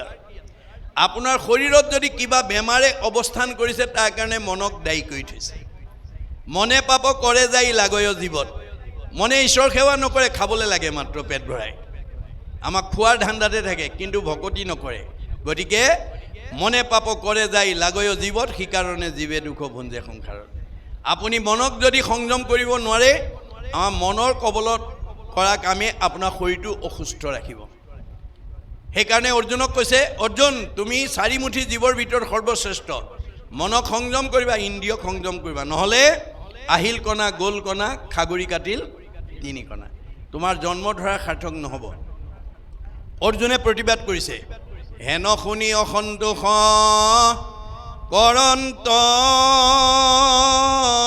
অৰ্জুন, ইন্দ্ৰিয়ক বশ্য কৰি বাক পাৰে কোন। কাৰ খাদ্য আছে ইন্দ্ৰিয়ক সংযম কৰিব, মনক সংযম? নাই নাই, এইটো প্ৰস্তাৱ মোৰ গ্ৰহণযোগ্য নহয়। কৃষ্ণই হাঁহি পেলাই কি বুলি ক'লে? কৃষ্ণে বোলে সখী তুমি নকৰিবা ভয়, অভ্যাসতে ইন্দ্ৰী বশ্য আপুনি ভয় নকৰিবা অৰ্জুন, অভ্যাস কৰা।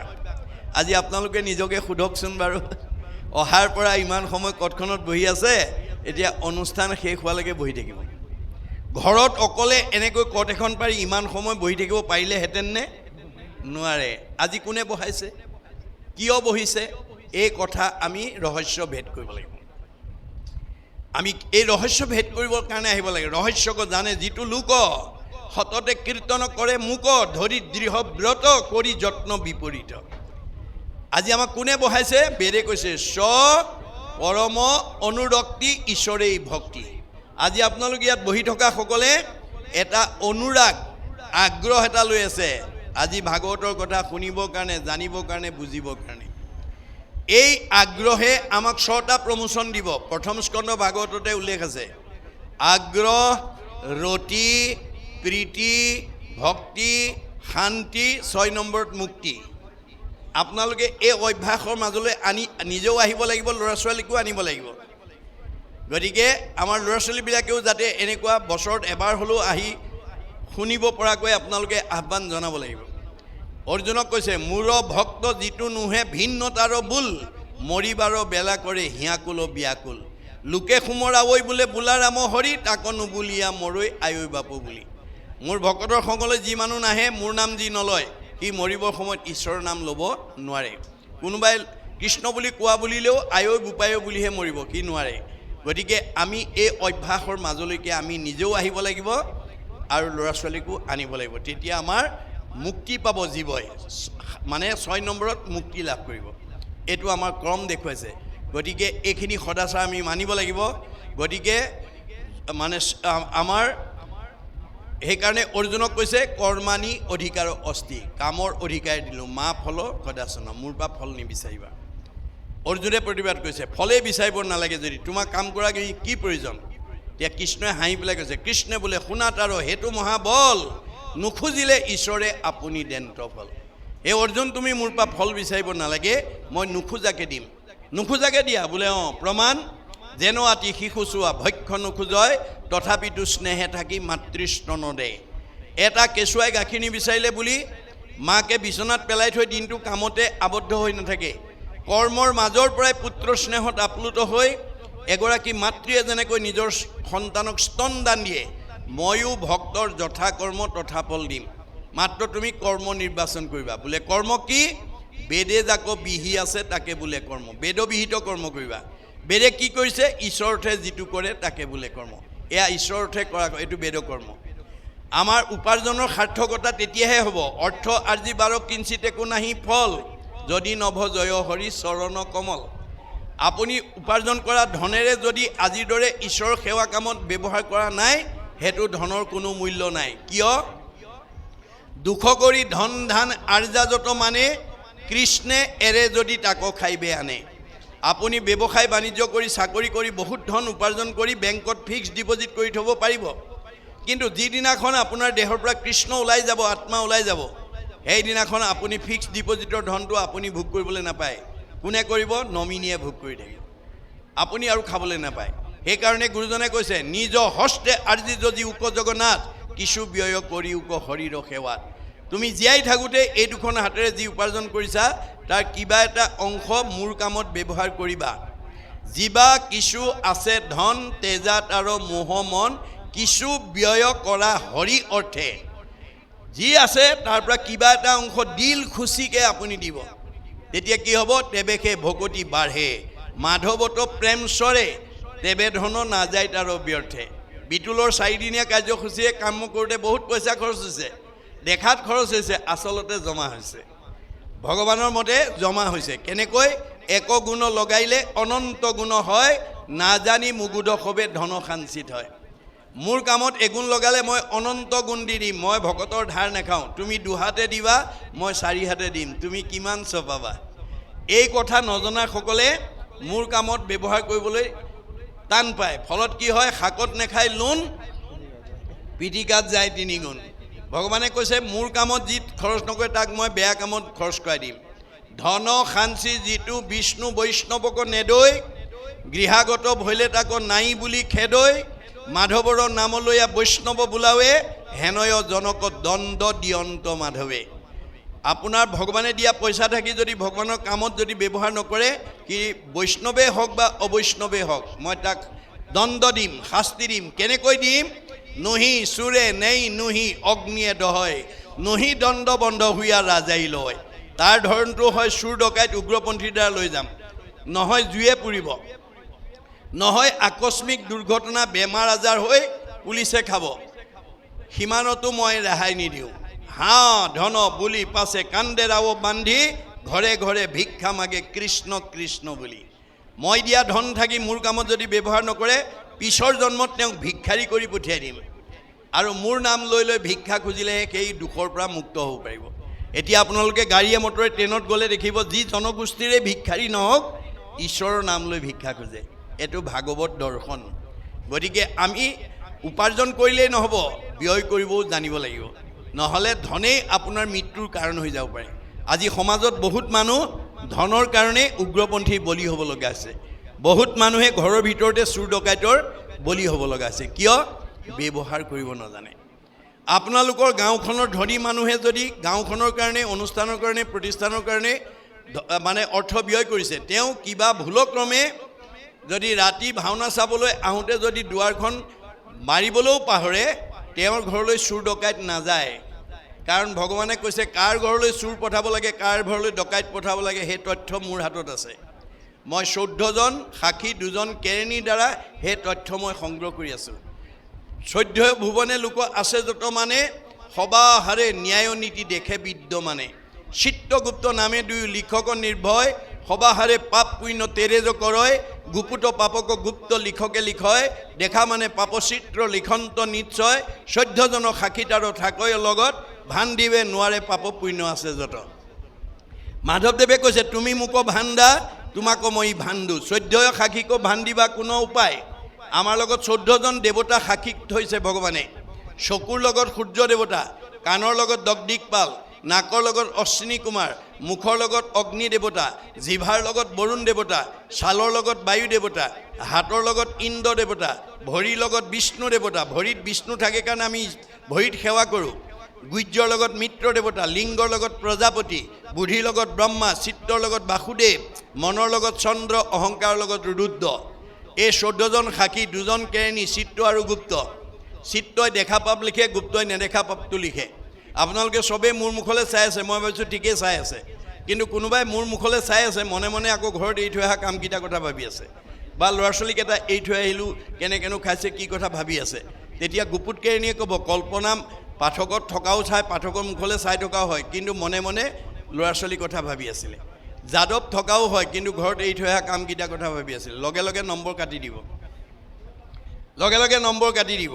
গতিকে পুণ্য নম্বৰ আজি আমি যদি ইয়ালৈ আহিছোঁ 100% আমি পুণ্য নম্বৰ পাব লাগে, কিন্তু নাপাবও পাৰোঁ যদি আমি মনৰ মানে কৃষ্ণ কথা শুনাৰ নিয়মটো যদি নাজানো। সেইকাৰণে অৰ্জুনক কৈছে সখা জীৱনৰ যিটো দিনত সাধুৰ সংগত বহি মোৰ পৰম মংগল নাম শুনিবা, সেইদিনা তোমাৰ দুগুণ দুগুণ পাপৰ পৰা মুক্ত কৰিব পাবা যদি শ্ৰদ্ধাৰে শুনা।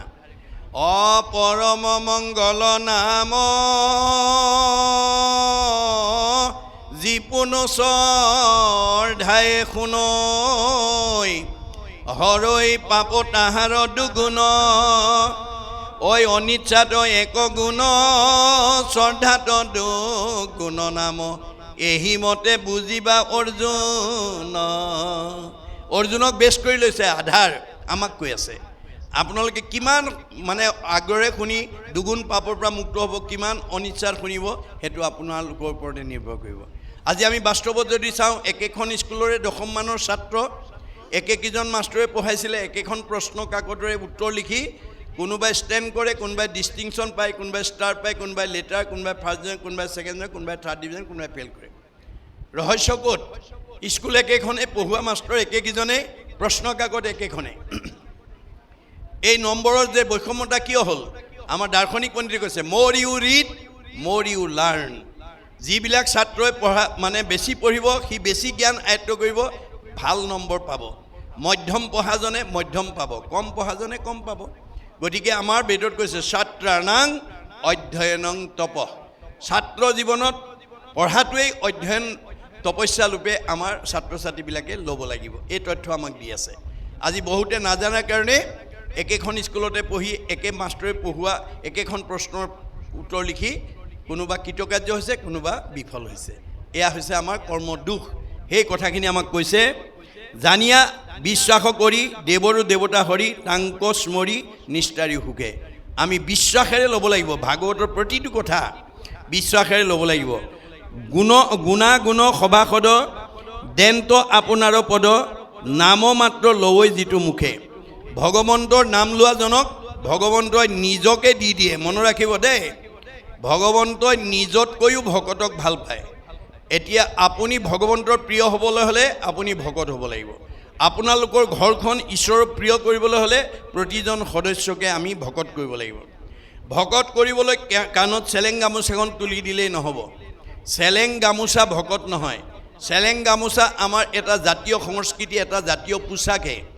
ভকত হ'বলৈ হ'লে আমাৰ তিনিটা আখৰ বৈশিষ্ট্য লাগিব।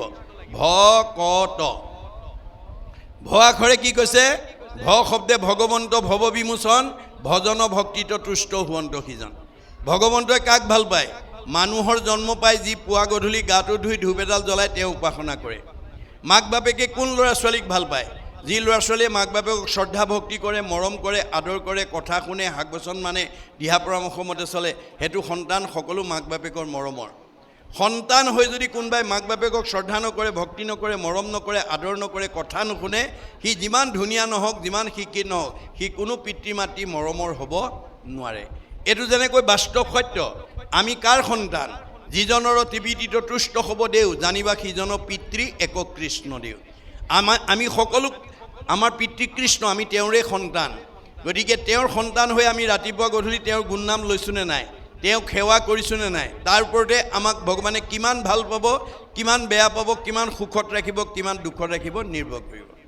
ক শব্দে কৃষ্ণভোজী পবিত্ৰ পৰম আত্মাক দেশন্ত কৃষ্ণ সমস্ত দেশম। ক আখৰে কৈছে আত্মা দৃষ্টিত আমি সকলো সমান। দেহৰ বৈষম্যতা আছে, মতা আছে, মাইকী আছে, বগা আছে, ক'লা আছে, ওখ আছে, চাপৰ আছে, শকত আছে, ক্ষীণ আছে, আপোন আছে, পৰ আছে, চোত আছে, বৰ আছে। এইবোৰ দেহৰ ধৰ্ম। আমি দেহ ধৰ্ম এৰি আত্মা ধৰ্ম ল'ব লাগে। আজি আমাৰ এই কথাটো নজনাৰ কাৰণে দেহ ধৰ্ম লোৱা মানুহৰ সংখ্যা বেছি। আমাৰ দেহ ধৰ্ম লোৱা মানুহৰ স্বভাৱ কি? আমাৰ বুঢ়াসকলে কয়, খেনুক দেখি ৰান্ধে বাঢ়ে, খেনুক দেখি দুৱাৰ মাৰে। আমাৰ কিছুমান মানুহ আছে, ধনী মানি চাকৰি বাকৰি লোৱা কৰা মানুহ আহিলে একদম মাতি নি ভিতৰত ছুপাৰ চিটত বহুৱাই ধুনীয়াকৈ খুৱাই বুৱাই পঠিয়াব।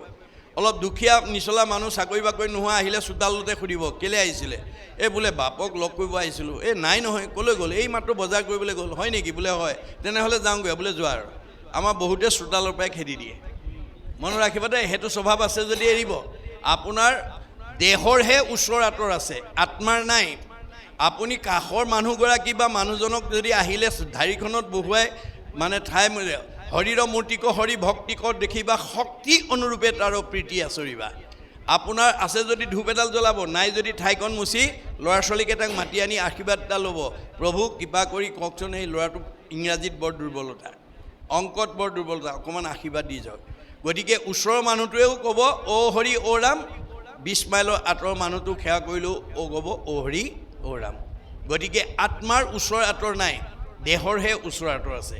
গতিকে দেহ ধৰ্ম এৰি আত্মা ধৰ্ম ল'বলৈ আমাক কৈছে।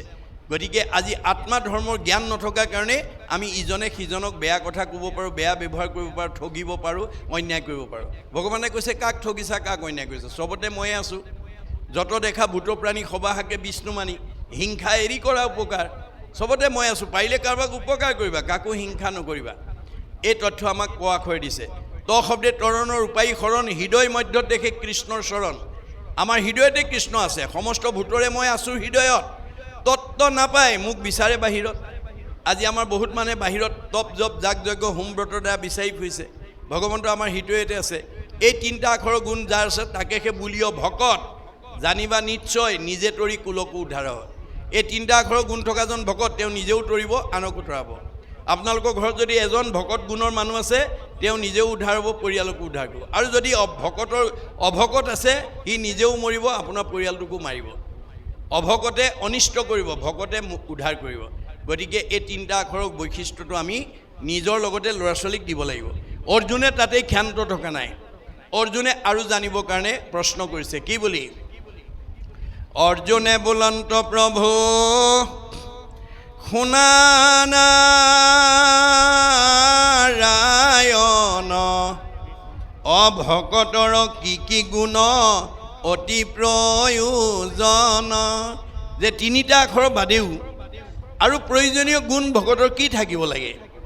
তেতিয়া ভগৱন্তই কৈছে, ঈশ্বৰে কহন্ত সখী শুনা ধনঞ্জয়, ভকতৰ যি যি গুণ থাকিবে লাগয়। এই তিনিটা আখৰৰ বাদেও আৰু কি গুণ থাকিব লাগে শুনা। ক্ষমাশীল সমদম ইন্দ্ৰিয় সংযম, এহি পঞ্চতত্ব ভকতৰ আশ্ৰয় নিয়ম। এই পাঁচটা সদ্গুণ থাকিব লাগিব। ক্ষমা, শীল, সম, দম, ইন্দ্ৰিয় সংযম। পঞ্চতত্ব যিজনে কৰিব প্ৰকাশ, সেহিহে জানিব ধৰ্ম নামত বিশ্বাস। এই পাঁচটা সদ্গুণ যাৰ থাকিব সিহে নামৰ মহিমা কি, ধৰ্ম কি বুজি পাব, আনে বুজি নাপায়। আৰু কৈছে যে নেৰি বেক ধনে ধানে মানে এশকতি, নাপাইবে উদ্ধাৰ সখী যাইবে অধুগতি। আমি যদি জীৱন্ত অৱস্থাত কেৱল মান সন্মান সুখ ভোগৰ কথাকে ভাবি থাকোঁ, সেইটো জীৱ উদ্ধাৰ হ'ব নোৱাৰিব। সত্যে সত্যে সখী মই কহিলোঁ বুজাই, বেশধাৰী লোকৰ কিঞ্চিত একো গতি নাই। মই তোমাক শপত খাই কৈছোঁ যে বেশধাৰী লোকে গতি নাপায়। কেনেকৈ? নভৰে কলসী যেন নিয়ৰৰ জলে, জানিবা তাহাৰো গতি নাহি একো কালে। আপুনি কয় এটা কৰে এটা, এনেকুৱা স্বভাৱত যাতে আমি ভক্তি কৰিব লগা নহয়। যাৰ কাৰণে কৃষ্ণই সৰুকালতে কেইবাটাও দৈত্য নিধন কৰি লৈছে, মাৰি লৈছে। কিয়? এই কথাটোৱে আমাক কি শিকাইছে? যে আমি সৰুকালতে জন্মগত যিবিলাক আসুৰিক স্বভাৱ ল'ৰা ছোৱালী সৰুৰ পৰাই মাৰিব লাগিব, অৰ্থাৎ সংস্কাৰ কৰি দিব লাগিব। গতিকে তেওঁ সৰুকালতে সেই আসুৰিক স্বভাৱ, বাহিৰত অসুৰ সজাইছে, আচলতে আমাৰ অন্তৰৰ কথা কি কৈছে? আসুৰিক স্বভাৱবিলাক জন্মগতভাৱে কিছুমান ল'ৰা ছোৱালী খঙাল, অসন্তোষীয়া, জেদি, এনেকুৱা পঢ়া শুনাত মন নাই, দুষ্টালি ইত্যাদি ভাৱবিলাক জন্মগতভাৱে আহে। গতিকে মাক বাপেকে লক্ষ্য কৰি কোনটো বেয়া গুণ আছে তাক আঁতৰাবৰ কাৰণে যত্ন কৰিব লাগিব, মাৰিব লাগিব। মৰা মানে সংস্কাৰ। গতিকে তেওঁ বহুত দৈত্যক মাৰিছে। তাৰ ভিতৰত এটা দৈত্য হৈছে বকাসুৰ। বক মানে বগলী, বাহিৰটো বগা, দেখিবলৈ ধুনীয়া, অন্তৰত কপট থাকে, পানী জুৱলিত জোপ লৈ থাকে, মুখৰ আগত পালে থপকে ধৰে আৰু খায়। আমাৰ সমাজত কিছুমান সাজে পোছাকে কথা বতৰাই ধুনীয়া ভকত, অন্তৰত থাকে কপট, সুবিধা পালেই সীমা ঠেলে, সুবিধা পালেই স্বাৰ্থ আদায় কৰি লয়। এই স্বভাৱেৰে যাতে আমি ভক্তি কৰিব লগা নহয়, এইবোৰ স্বভাৱ আমি এৰিব লাগিব। সেইকাৰণে দুফাল কৰি দিছে দেই। বগলীটোক কেনেকৈ মাৰিছে? দুফাল কৰি মাৰিছে। কি বুজাইছে? যে তোমাৰ বাহিৰটো যেনেকুৱা বগা, ভিতৰটো তেনেকুৱা বগা কৰে। বাহিৰত এটা ভিতৰত এটা কৰি ভকতি কৰিলে মোৰ পৰা কেতিয়াও গতি পাব নোৱাৰে। মোক ঠগিব নোৱাৰিবা, মই হৃদয়তে আছোঁ। ভগৱান সকলোৰে হৃদয়ত আছে। কোনে কি কৰিছে চব জানে। 14জন সাক্ষী 2জন কেৰাণী লৈ বহি আছে। আমি ঠগিব নোৱাৰোঁ, মনত ৰাখিব। তাৰপিছত কৈছে যে মহাপাপী অন্তজাতি, যাৰ নাম লৈলে আতি, চিন্দে তাৰ ঘোৰ কৰ্মবন্ধ। আমাৰ কৰ্মবন্ধ আমি পূৰ্বজন্মৰ পৰা লৈ আহিছোঁ। মই অলপ আগতে কৈছোঁ প্ৰাৰব্ধ, আৰব্ধ, অনাৰব্ধ। প্ৰাৰব্ধ মানে পূৰ্বজন্মৰ কৰ্মবন্ধ লৈ এই নাজিৰা ওপৰ কৈৱৰ্ত গাঁৱত যিসকল গৃহস্থীয়ে বাস কৰিছে, তেওঁলোকে একেখন গাঁৱতে থাকিও দুখবিলাক বেলেগ বেলেগ ভুগিব লাগিব। সীমা একেটাই, এঘৰ সুখত আছে, এঘৰ দুখত আছে। গাঁও একেখনেই, কোনোবা শান্তিত আছে, কোনোবা অশান্তিত আছে। আমাৰ মতে নাজিৰা ওপৰ কৈৱৰ্ত গাঁৱত বাস কৰা একেখন গাঁৱতে আছে, একে অৱস্থাতে, একে পৰিৱেশত আছে। আমাৰ মতে চবৰে সুখ দুখ একে হ'ব লাগিছে। একে হয়নে বাৰু? নহয়, সুখবিলাক একে আকৌ দেই, মনত ৰাখিব। আমাৰ সুখবিলাকৰ পাৰ্থক্য নাই। আমাৰ দাৰ্শনিক পণ্ডিতে কৈছে যে নাজিৰা ওপৰ কৈৱৰ্ত গাঁৱত বাস কৰি থকা যিমানবিলাক সুখী মানুহ আছে চব একেই। অকল এইখন গাঁৱত নাই, পৃথিৱীৰ যিমান সুখী মানুহ আছে চব একেই। দাৰ্শনিক পণ্ডিতে কৈছে all happy families are alike. পৃথিৱীত যিমানবিলাক সুখী মানুহ আছে চব একেই, but unhappy families are unhappy in their own fashion. পৃথিৱীত যিমানবিলাক দুখী মানুহ আছে চব দুখবোৰ বেলেগ বেলেগ। মই পৃথিৱীৰ কথা বাদ দিলোঁ, আপোনালোকৰ এই নাজিৰা ওপৰ কৈৱৰ্ত গাঁৱকে মই উদাহৰণ হিচাপে লৈছোঁ। এইখন গাঁৱত বাস কৰা এই বাপে যদি পকা ঘৰ বনাই, গাড়ী মটৰ কিনে, দামী পোছাক পিন্ধে, দামী আহাৰ খায়, এখেতৰো ভাল লাগিব, এখেতৰো ভাল লাগিব, এখেতৰো ভাল লাগিব। ভাল লগাটোত কোনো পাৰ্থক্য নাই, কিন্তু বেয়া লগা। নাজিৰা ওপৰ কৈৱৰ্ত গাঁৱৰ কোনোবা দম্পতীয়ে বিয়া পাতিছে, ল'ৰা ছোৱালী হোৱা নাই, সেইটো দম্পতি সেইটো দুখ। কাৰোবাৰ ল'ৰা আছে ছোৱালী নাই, সেইটো দম্পতি সেইটো দুখ। কাৰোবাৰ ছোৱালী আছে ল'ৰা নাই, সেইটো দম্পতি সেইটো দুখ। কাৰোবাৰ আকৌ স্বামী স্ত্ৰীৰ মাজত মনোমালিন্য হৈ থাকে, সেইটো পৰিয়ালৰ সেইটো দুখ। কাৰোবাৰ শাহু বোৱাৰীৰ মাজত মনোমালিন্য, সেইটো পৰিয়ালৰ সেইটো দুখ। কাৰোবাৰ ককাই ভাইৰ মাজত মিল নাই, সেইটো পৰিয়ালৰ সেইটো দুখ। কাৰোবাৰ চব আছে, শৰীৰত বেমাৰ আছে, সেইটো পৰিয়ালৰ সেইটো দুখ ইত্যাদি ইত্যাদি। এই দুখবিলাক আমাৰ একেখন গাঁৱতে বাস কৰি থকা জীৱবিলাকৰ জীৱনলৈ কেনেকৈ আহিলে এই ৰহস্য আমি ভেদ কৰিব লাগিব ভাগৱত শুনি। অৰ্থাৎ এইটো কৰ্মবন্ধ হিচাপে পূৰ্বজন্মৰ পৰা লাগি আহে। ভাগৱত শুনাৰ লগে লগে ভিদ্যতে হৃদয় গ্ৰন্থি ছিদ্যতে সৰ্বসঞ্চয়। ভাগৱত শুনাৰ লগে লগে পূৰ্ব কৰ্মবন্ধ গাঁঠিবিলাক খুলি যায় আৰু সংশয়বিলাক দূৰ হৈ যায়। এই কথাটোকে ইয়াত কৈছে যে আগৰ কৰ্মবন্ধ চব আপোনাৰ নাশ হৈ যাব। যে মহাপাপী অন্তৰ্জাতি যাৰৰ নাম লৈলে আতি চিন্দে তাৰ ঘোৰ কৰ্ম বন্ধ। ঈশ্বৰৰ কথা গাবলৈ ক'বলৈ শুনিবলৈ আপোনালোকে প্ৰত্যেকেই সদায় চেষ্টা কৰিব। ঘৰত যাতে ৰাতিপুৱা গধূলি ধূপ ধূনা জ্বলে, ঈশ্বৰৰ উপাসনা কৰে। আপুনি কৃষ্ণক মাতিব নালাগে, কৃষ্ণ আপোনাৰ ঘৰলৈ আহিব। যিখন ঘৰত পুৱা গধূলি ধূপ ধূনা জ্বলে, যেই নাম সেই হৰি জানা নিষ্ট কৰি নামৰ সংগ নচাৰন্ত হৰি। যিখন ঘৰত পুৱা গধূলি ধূপ ধূনা জ্বলিব, ঈশ্বৰৰ উপাসনা কৰিব, সেইখন ঘৰত কৃষ্ণ থাকিব। কৃষ্ণ থকা ঘৰখন আনন্দত থাকিব, মিলা প্ৰীতিত থাকিব, মৰম চেনেহত থাকিব, একতাৰ দোলে বান্ধ থাকিব। আৰু যিখন ঘৰত পুৱা গধূলি ধূপ ধূনা নজ্বলে, ঈশ্বৰ উপাসনা নকৰে, গুৰুগিৰি নাই, সেইখন ঘৰলৈ কোন আহিব? আমাৰ দ্বাদশ স্কন্ধ ভাগৱতত কৈছে শ্ৰৱণ কীৰ্তন জড়িত কৃষ্ণৰ নকৰে তৈ দেখে ৰাক্ষসীগণে বিঘিনি আচৰে। যিখন ঘৰত পুৱা গধূলি ধূপ ধূনা নজ্বলে, ঈশ্বৰ উপাসনা নকৰে, সেইখন ঘৰলৈ অঘাসুৰ, বকাসুৰ, প্ৰলম্বাসুৰ, অৰিষ্টাসুৰ, পুতনা, ব্যোমাসুৰ, ধেনুকাসুৰ সব অসুৰবিলাক আহিব। কায়িকভাৱে নহয়, স্বভাৱগতভাৱে আহিব, গুণগতভাৱে আহিব। আপোনালোকৰ মানে নাজিৰা ওপৰ কৈৱৰ্ত গাঁৱত এনেকুৱা গৃহস্থী আছে, কথা ক'বই নোৱাৰে, টিঙিচকৈ খং উঠেই, কথা ক'বই নোৱাৰে, লাঠিডাল উলিয়াই আনেই, কথা ক'বই নোৱাৰে, ঠেহ পেচ লাগি ৩-৪ দিনমানলৈ চকু পানী উলিয়াই ভাত পানী নাখায়েই। এনেকুৱা আসুৰিক গুণবিলাক যিখন ঘৰৰ পৰিয়ালত আছে, সেইখন অসুৰ থকা ঘৰ।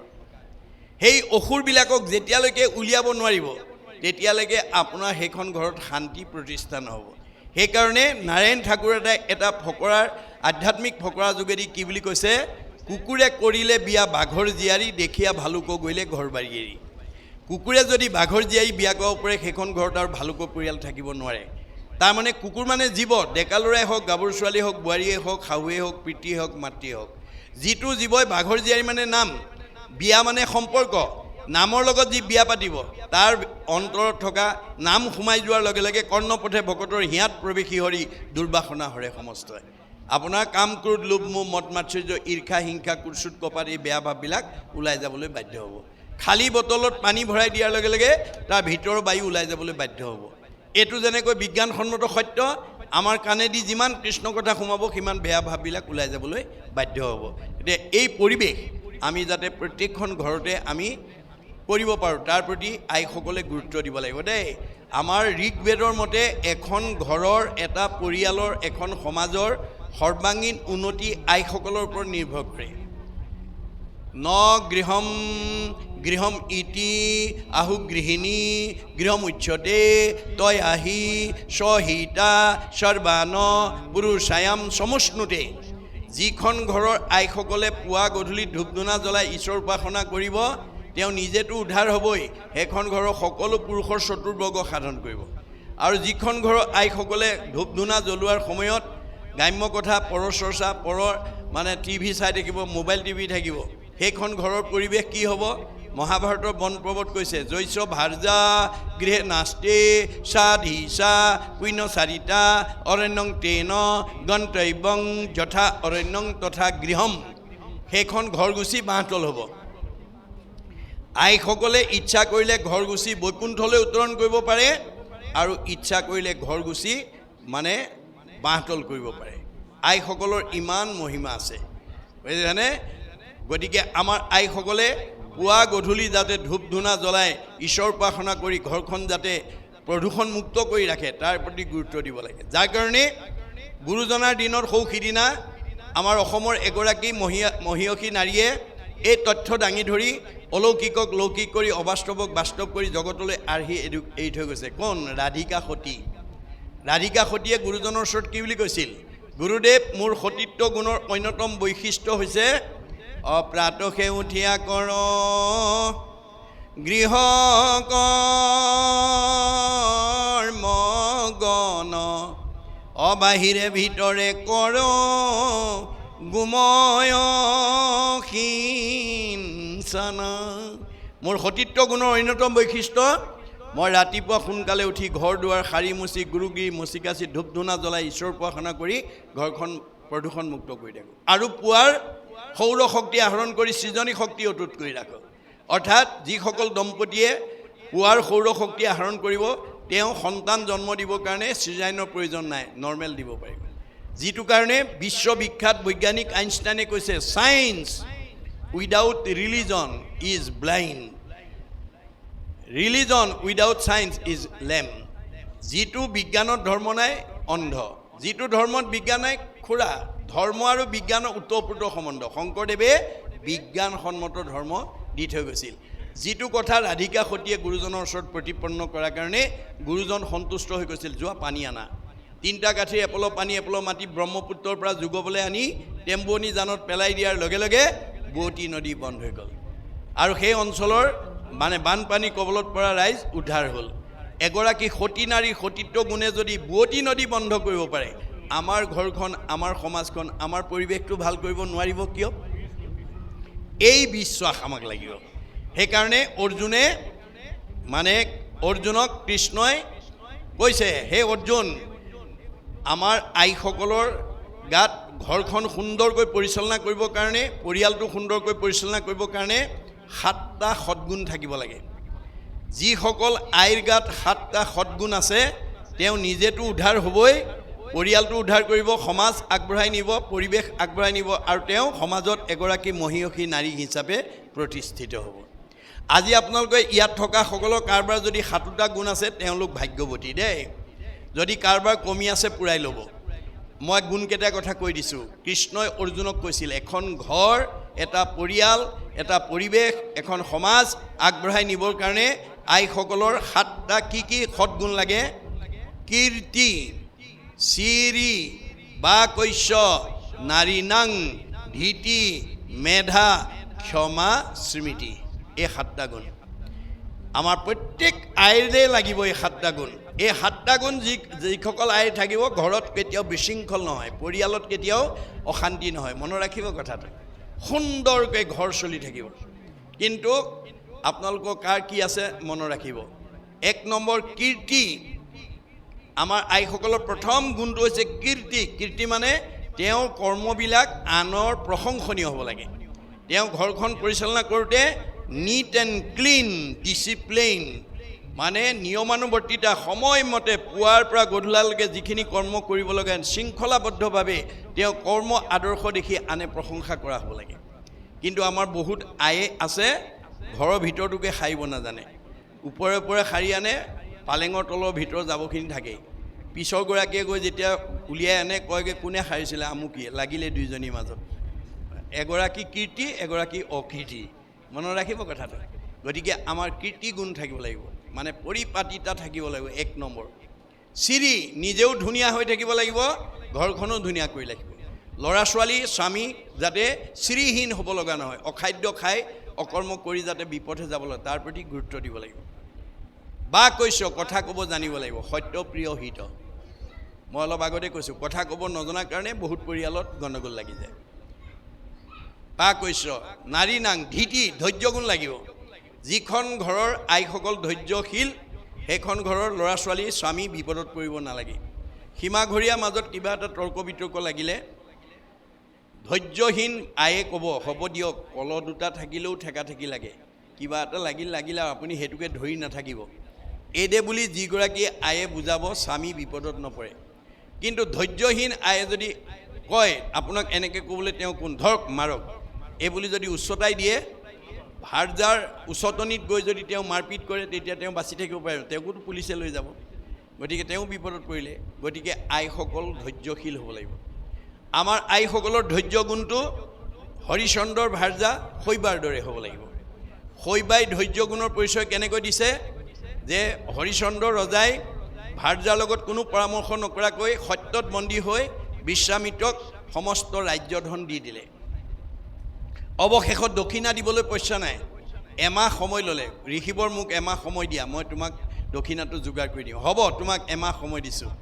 এমাহ সময় লৈ তেওঁ ভাৰ্যাক লগত লৈ এখন উপবনত গৈ পলাই আছেগৈ বিশ্বামিত্ৰই এমাহৰ পূৰ্বে বিচাৰি বিচাৰি গৈ উপবনত পাই হৰিচন্দ্ৰক উজৰিছি ক'লে হেৰা ৰাজা হৰিচন্দ্ৰ মূৰ দক্ষিণাটো যদি হেলা কৰ তই সবংশকে সাপি ভস্ম কৰিব মই মোৰ দক্ষিণাত যদি তই অৱহেলা কৰ তোৰ গোটেই বংশ মই সাপ দি ধ্বংস কৰি দিম ঋষিৰ বচন শুনি হৰিচন্দ্ৰ ৰায় কপিবে লাগিলে মুখে মাত বোল নাই ঋষিয়ে যদি সাপ দি ধ্বংস কৰিম বুলি কোৱাৰ লগে লগে তেওঁক ভয়ত কঁপিবলৈ লাগিলে মুখৰ মাত হেৰাই গৈছে আৰু মনৰ কথা ক'বলৈ ভাৰ্যাৰ বাবে দ্বিতীয় ব্যক্তি নাই ভাৰ্যা কচাহিয়া ৰাজা বোলেলা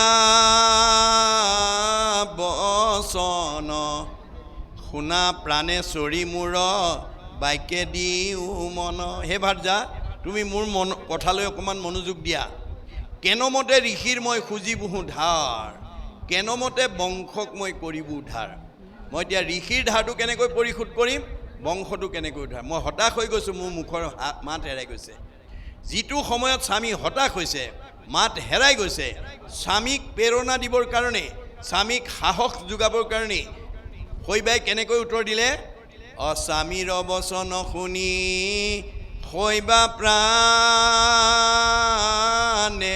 চৰি স্বামীক বুলিলা অল্প হাস্য কৰি হাঁহি মাৰি উত্তৰ দিছে যিটো সময়ত স্বামী হতাশ হৈছে স্বামীক প্ৰেৰণা দিবৰ কাৰণে ভাৰ্যাৰ মুখত হাঁহি দেখাৰ লগে লগে তেওঁ সাহস পাইছে প্ৰেৰণা পাইছে আৰু কি বুলি ক'লে ৰাজা নাহি নাহি আন ধৰ্ম জানা সত্য বিনা জানি আন নিশ্চিন্তিও দিও ক দক্ষিণা ভয় নকৰিবা মহাৰাজ সত্যতকৈ ধৰ্ম নাই দক্ষিণা দি দিয়া ৰজাই কৈছে মই ক'ৰ পৰা দিম মোৰ হাততো এপইচাও নাই উত্তৰত কি বুলি কৈছে আমাকো বিকিয়া ৰাজা ঋষিৰ খোজা ধাৰ আতপৰে আন উপায় নেদেখোঁ আৰু মোক বিক্ৰী কৰি হ'লেও তুমি ধৰ্ম ৰক্ষা কৰা আমাৰ সিমানলৈ যাবগৈ নালাগে বাৰু দেই বিক্ৰী কৰিবগৈ নালাগে কিবা কাৰণত কিবা পৰিস্থিতিত যদি স্বামী কেতিয়াবা হতাশ হ'বলগীয়া হয় ভাৰ্যাই অন্ততঃ ক'ব জানিব লাগিব কি বুলি আপুনি ইমান হতাশ কিয় হৈছে আন্ধাৰে পোহৰে দিনটো সুখে দুখে জীৱনটো গতিকে দুখক অতিক্ৰমী সুখক প্ৰতিষ্ঠা কৰাই জীৱনৰ সাৰ্থকতা ধৈৰ্য ধৰক ঈশ্বৰে কৃপা কৰিব কেতিয়াবা কিবা পৰিস্থিতিত ভাৰ্যাও হতাশ হ'ব পাৰে তেনেকুৱা পৰিস্থিতি আহি যাব পাৰে তেতিয়া স্বামীয়েও ক'ব পাৰিব লাগিব তুমি ইমান হতাশ কিয় হৈছা আন্ধাৰে পোহৰে দিনটো সুখে দুখে জীৱনটো গতিকে দুখক অতিক্ৰমী সুখক প্ৰতিষ্ঠা কৰাই জন্মৰ সাৰ্থকতা গতিকে ধৈৰ্য ধৰা কাৰণ বিবাহ সম্বন্ধে পুৰুষৰ অৰ্ধাংগিনী স্বামী বুলি ধৰ্ম কৰ্ম পাই অৰ্ধখিনি সেই হেতু কতো কতো ধৰ্মিনী ৰমণী পাপ কাৰ্যে বাধা দিয়া খণ্ডাই বিঘিনী কতো অধৰ্মিনী তিৰি ধৰ্মক বাধিয়া স্বামীক নিউৱে ঘূৰে নৰকে ঠানিয়া স্বামীবিলাকক বেদে দুটা ভাগত বিভক্ত কৰিছে ধৰ্মিনী নাৰী আৰু অধৰ্মিনী নাৰী এতিয়া ধৰ্মিনী নাৰীয়ে স্বামীক কেতিয়াও বিপথে যোৱাটো সহ্য নকৰে আপোনাৰ বিতুল দাসে 15 দিনৰ বা 10 দিনৰ আগতে আজি ভাগৱত অনুষ্ঠানলৈ বা এই 4 দিনীয়া কাৰ্যসূচীলৈ মাতি থৈ আহিছিলে দুঘৰত মাতোতে স্বামী স্ত্ৰী দুই ঘৰতে উপস্থিত আছিলে পিছে প্ৰথম ঘৰৰ স্বামীয়ে মানে নিমন্ত্ৰণৰ কথাটো পাহৰি থাকিলে বাৰীত কাম কৰি আছে 9টা বাজি গ'ল 10টা বাজি গ'ল হেৰি আপোনাক বিতুলে কেলে ভাগৱতলৈ মাতি গৈছে পাহৰিলে নেকি পাহৰিলোঁ বুজিছেনে যাওক যাওক আপুনি এতিয়া কাম এৰক গা পা ধুই সোনকালে ভাগৱতলৈ যাওক এই বুলি যিগৰাকী আয়ে স্বামীক ধৰ্ম ভক্তি অনুষ্ঠানলৈ প্ৰেৰণা যোগাই আগবঢ়াই পঠিয়াও তেওঁ ঘৰতে থাকি আধা পুণ্য পাব দ্বিতীয় ঘৰ আকৌ স্বামীৰ মনত আছে ভাৰ্যাই পাহৰিলে স্বামীয়ে পিন্ধি ওলাই আহিবৰ কাৰণে ওলাওঁতেই ভিতৰৰ পৰা আহি দেখিলে দেখোন এওঁ কাণত গামোচা চেলেং লৈ একেবাৰে ভকতি হৈ হেৰি কোনফালে যায়নো বোলে কেলে বিতুলে মাতি থৈ গৈছিলে ভাগৱতলৈ তালৈ যাইছে ঠক ঠক এতিয়া আমাৰ ভাগৱত শুনিলে কাম নহ'ব আমুক আমুক আমুক আমুক কাম আছে আপুনি কৰিবলৈ নোৱাৰে যাব এই বুলি যিগৰাকী ভাৰ্যাই বাধা দি ৰাখিব তেওঁ নিজেও নৰকলৈ যাব স্বামীকৰ নৰকলৈ যাৰ কাৰণে ৰাধিকা সতীয়ে গুৰুজনৰ ওচৰত এই তথ্য কি বুলি কৈছিল গুৰুদেৱ মোৰ সতীত্ব গুণৰ অন্যতম বৈশিষ্ট্য যদি স্বামী মন্দ কৰ্ম কৰে আচৰণ অমিষ্ট বাক্য কৰি তাক কৰোনিবাৰণ গুৰুদেৱ মোৰ সতীত্ব গুণৰ অন্যতম বৈশিষ্ট্য মোৰ স্বামীয়ে যদি কিবা ভুল পথে যোৱা দেখোঁ মই মিষ্ট বাক্য কৰি সাৱলীলভাৱে তেওঁক সৎ পথলৈ ঘূৰাই অনাৰ ব্যৱস্থা কৰোঁ। বোলে কেনেকুৱা ভুল পথত গ'লে অগ্ৰাধিকাৰ দিয়া? বোলে কলি থকা ঠাইলৈ। কলি ক'ত থাকে? বোলে পৰীক্ষিতে কলিক ঠাই দিছে জুৱা পাশা, মদ ভাং খোৱা, পৰস্ত্ৰী আসক্ত, হিংসা ধৰ্ম। কাৰণ বোলে বিবাহ সম্বন্ধে পুৰুষৰ অৰ্ধাংগিনী। মই বিবাহ পাশত আবদ্ধ হোৱাৰ দিনাখনেই তেওঁ মই অৰ্ধাংগিনী হিচাপে পৰিচিত হ'লোঁ। গতিকে পাপ পুণ্যৰ আধা ইজনৰ পাপৰ আধা সিজনে, ইজনৰ পুণ্যৰ আধা সিজনে পায়। যাৰ কাৰণে আমি বাস্তৱত ডাক্তৰে বিয়া কৰা মানুহজনীক ডাক্তৰণী বুলি কয়, মাষ্টৰে বিয়া কৰা মানুহজনীক মাষ্টৰণী বুলি কয়। আচলতে ডাক্তৰণী মাষ্টৰণী তেওঁ হয় জানো? নহয়, আধা উপাধিটো এনেই পাই যায়। গতিকে ঠিক তেনেকৈ পাপ পুণ্যৰো আধাটো পাই যাব। বেয়া কাম কৰিলে এজনী কাৰ ভাৰ্যা, বেয়া কাম কৰিলে এজন কাৰ স্বামী, স্বামী আৰু স্ত্ৰীৰ নামটো সংলগ্ন হৈ থাকে। সেইকাৰণে গুৰুজনক কৈছিল বোলে তুমি আৰু কেনেকুৱা ভুল কামত গ'লে তুমি অগ্ৰাধিকাৰ দিয়া? বোলে কলি থকা ঠাইলৈ। বোলে কলি ক'ত থাকে? মদ ভাং খোৱা, জুৱা পাশা খেয়া, পৰস্ত্ৰী আসক্ত, হিংসা ধৰ্ম। মদ খোৱাত কিয় বাধা দিয়া? মাদ্যতি যত তৎ মদ্যম, মদ খালে নিচা লাগে। বুদ্ধিলুম্পতি যত দ্ৰব্যম মদকাৰী তদচ্ছদে, মদ খালে মানে সৎবুদ্ধি বিনাশ হয়, অসৎ বুদ্ধি পালে গতি কৰে। মোৰ স্বামী যাতে নিচাযুক্ত বস্তু খাই সৎ বুদ্ধিৰ পৰা অসৎ বুদ্ধিলৈ যাব নালাগে, তাৰ কাৰণে মই সদায় তেওঁক ভাল উপদেশৰ দ্বাৰা আগবঢ়াই আনো। বৰ সুন্দৰ হৈছে পানী আনা। 3টা কাঠিৰ এপল পানী আৰু এপল মাটি আনি পেলাই তেমনি যান বন্ধ কৰি ধোৱা উদাহৰণ আমাক দেখুৱাই থৈ গৈছে। এই তথ্যবিলাক আমাৰ ভাগৱতৰ মাজেদি আমাক দি আছে, এইখিনি আমি জানিব লাগিব। গতিকে এতিয়া আমাৰ 8 প্ৰকাৰ সদাচাৰৰ ভিতৰত আমি কি কি ক'লোঁ? কায়ৰ সদাচাৰ, বাক্যৰ সদাচাৰ, মনৰ সদাচাৰ, গমন সদাচাৰ, শৌচ সদাচাৰ, অন্ন সদাচাৰ, স্নান সদাচাৰ, শয়ন সদাচাৰ, এইকেইটা আমি ক'লোঁ। এই 8টা থাকিব লাগিব। আৰু আইসকলৰ 7টা গুণৰ কীৰ্তি, চিৰি, বাকৈশ্য, নাৰীনাং, ধীতি, মেধা, কামবিলাক তৎপৰতাই কৰিব পৰা গুণটো আইসকলৰ লাগে। কিছুমান আয়ে কৰিম নকৰিম অৱহেলা কৰি কামবিলাক পিছুৱাই থাকে। গতিকে সেইটো হ'ব নালাগে। আইসকল সদায় মেধা গুণসম্পন্ন, তৎপৰতাই কামবিলাক কৰি আজৰি কৰিব লাগে। মেধা, স্মৃতি, মনত থকা ঘৰখনত কি আছে কি নাই এই গুণটো থাকিব লাগে। কিছুমান আয়ে কি কৰে, আবেলি মানে স্বামীয়ে হাতত মোনাটো দি পেলাই বস্তু কেইটামান এইকেইটা নাই বুলি কয়। স্বামীয়ে বজাৰ কৰি আনি ঘৰত গধূলা সোমোৱাৰ লগে লগে কয় বোলে হেৰি নহয় আৰু 2টামান থাকি গ'ল নহয়, কি চাহপাত আৰু হালধি। তুমি একেবাৰে নকলা কেলে? আকৌ এতিয়া মই বজাৰলৈ যামগৈনে, বিতৰ্ক হৈ যায়। গতিকে আইসকলে ঘৰখনত কি আছে কি নাই ক'ব পৰা গুণটো আইসকলৰ লাগিব। কোনটো বস্তু ক'ত আছে বিচাৰিলে ঘপকৈ আনি দিব পৰা গুণটো আইসকলৰ লাগে। তেতিয়া ঘৰখন সুশৃংখলভাৱে আগবাঢ়ি যায়। আৰু ক্ষমা, আমাৰ আইসকলৰ ক্ষমা গুণটো নিতান্ত প্ৰয়োজন। আইসকল যদি ক্ষমা গুণ সম্পন্ন হয়, সেইখন ঘৰত কেতিয়াও কাজিয়া পেচাল বা অশান্তিৰ পৰিৱেশৰ সৃষ্টি নহয়। আমাৰ আইসকলৰ ক্ষমা গুণটো কেনেকুৱা হ'ব লাগে? দ্ৰৌপদীৰ দৰে।